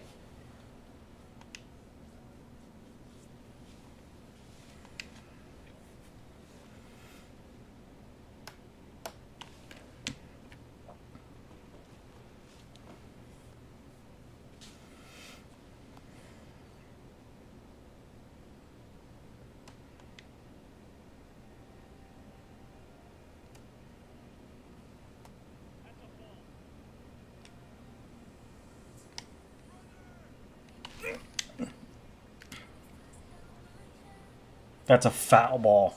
Dear God.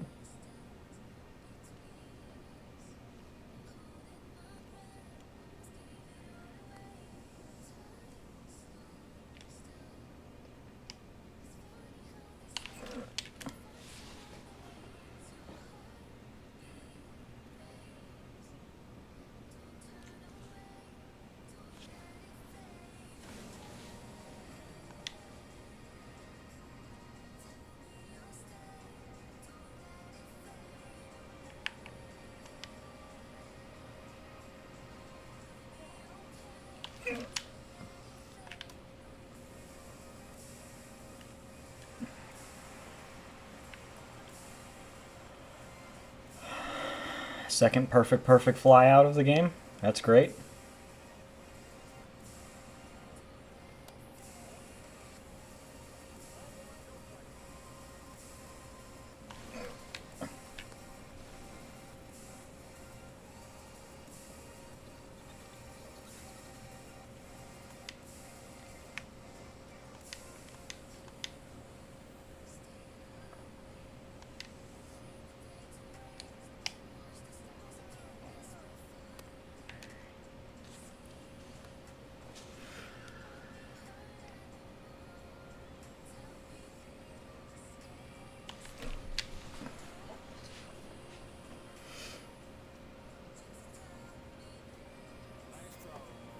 Fourth deck? Lord, have mercy.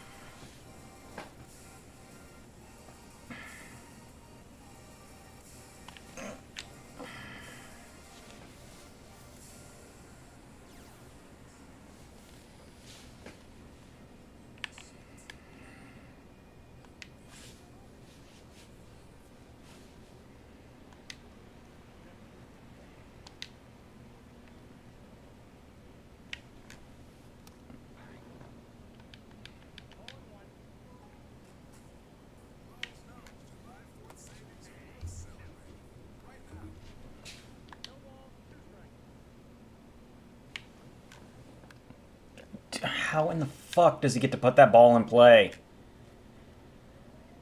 This is why you can't get 75 strikeouts in a decent amount of fucking time, guys.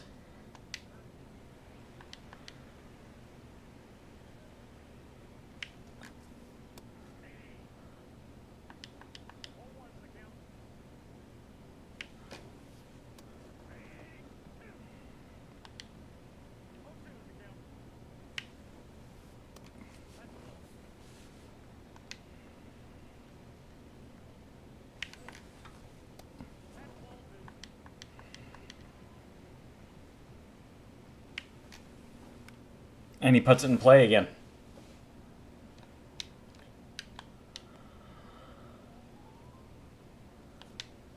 This dude is swinging at pitches that should hit him in the dick. And we're putting the ball in play. Yep, and then bouncing off the plate.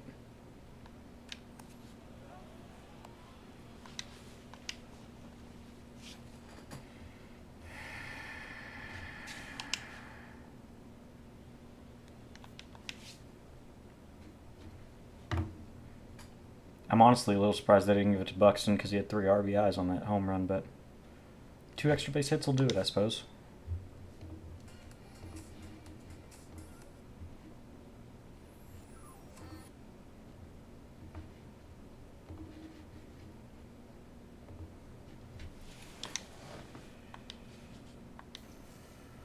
Yeah. So I'm literally done except for the fucking strikeout mission that I'm barely over halfway through.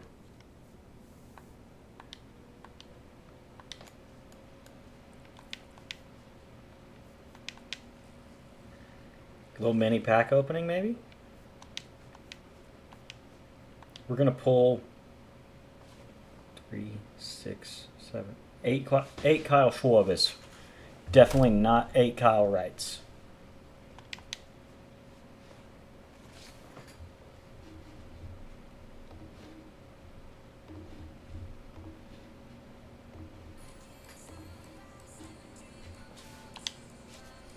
Purple. Not a good start. Not ideal.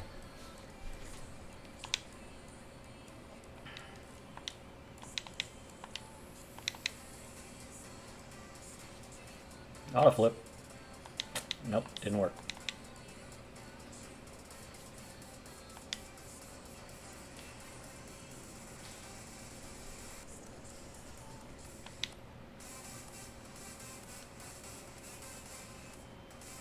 Okay, so this is at least a 90. Starling Marte. Oh, Jared Kelnick.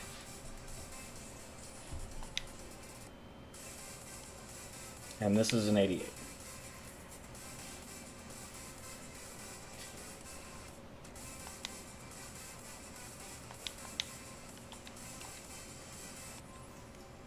Seven, 6, 4, 3.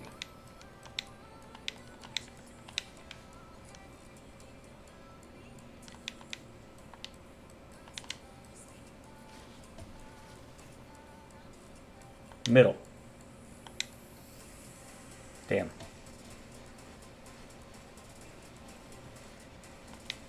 Fuck him. Okay. Fuck you very much.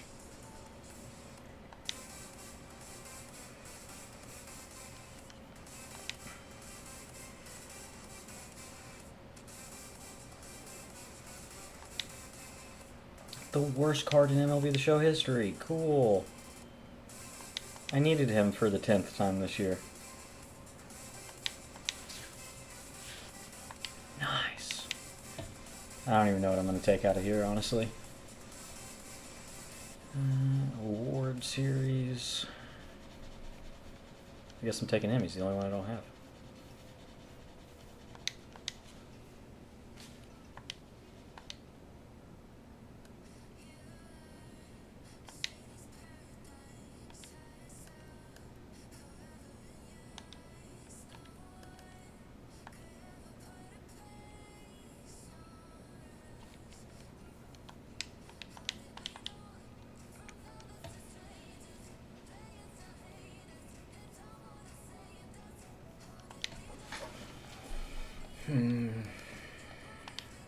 I mean, I'm at least above 300 now with him, but good God.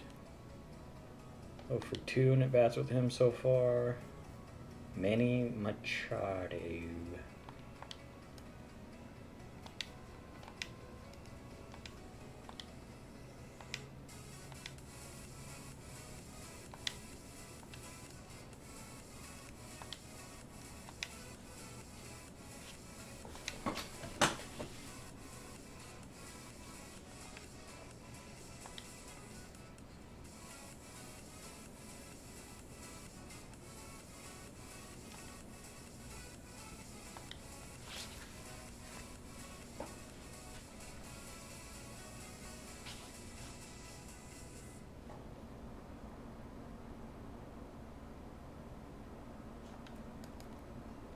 was gonna say, I feel like I'm hitting okay with a really shit card, honestly.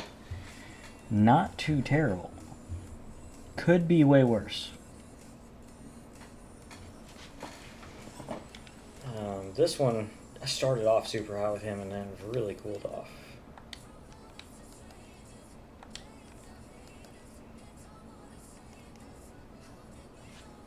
$109, $90, $97, $114, $112 clutch.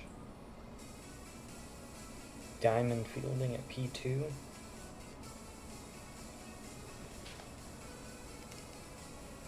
And they still haven't fixed his quirks. In case you're wondering.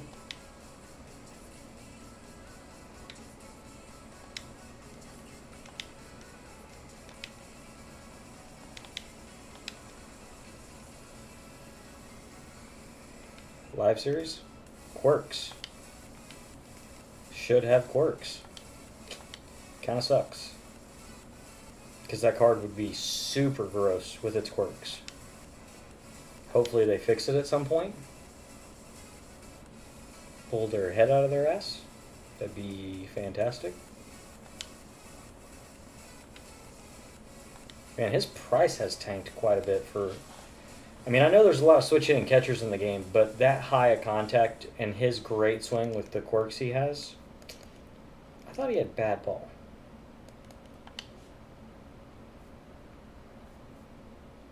They really beefed up this one a decent bit, honestly. 2 headliners, a BR, chase pack.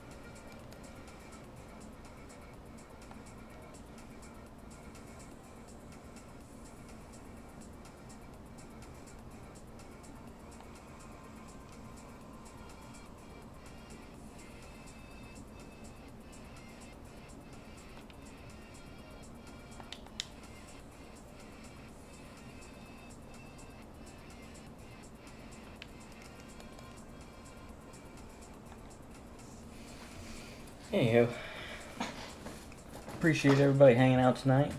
I'm going to be live again tomorrow night. I think I'm going to call it here. That way I can get some stuff done tomorrow. Hopefully it's not raining. I can mow my yard. But yeah. Should be sometime between 9 and 10 o'clock going live again tomorrow night. And may have to play a couple ranked games to try to knock out those freaking 32 strikeouts that I gotta get done. We'll just have to see. Anyways, thanks for coming out.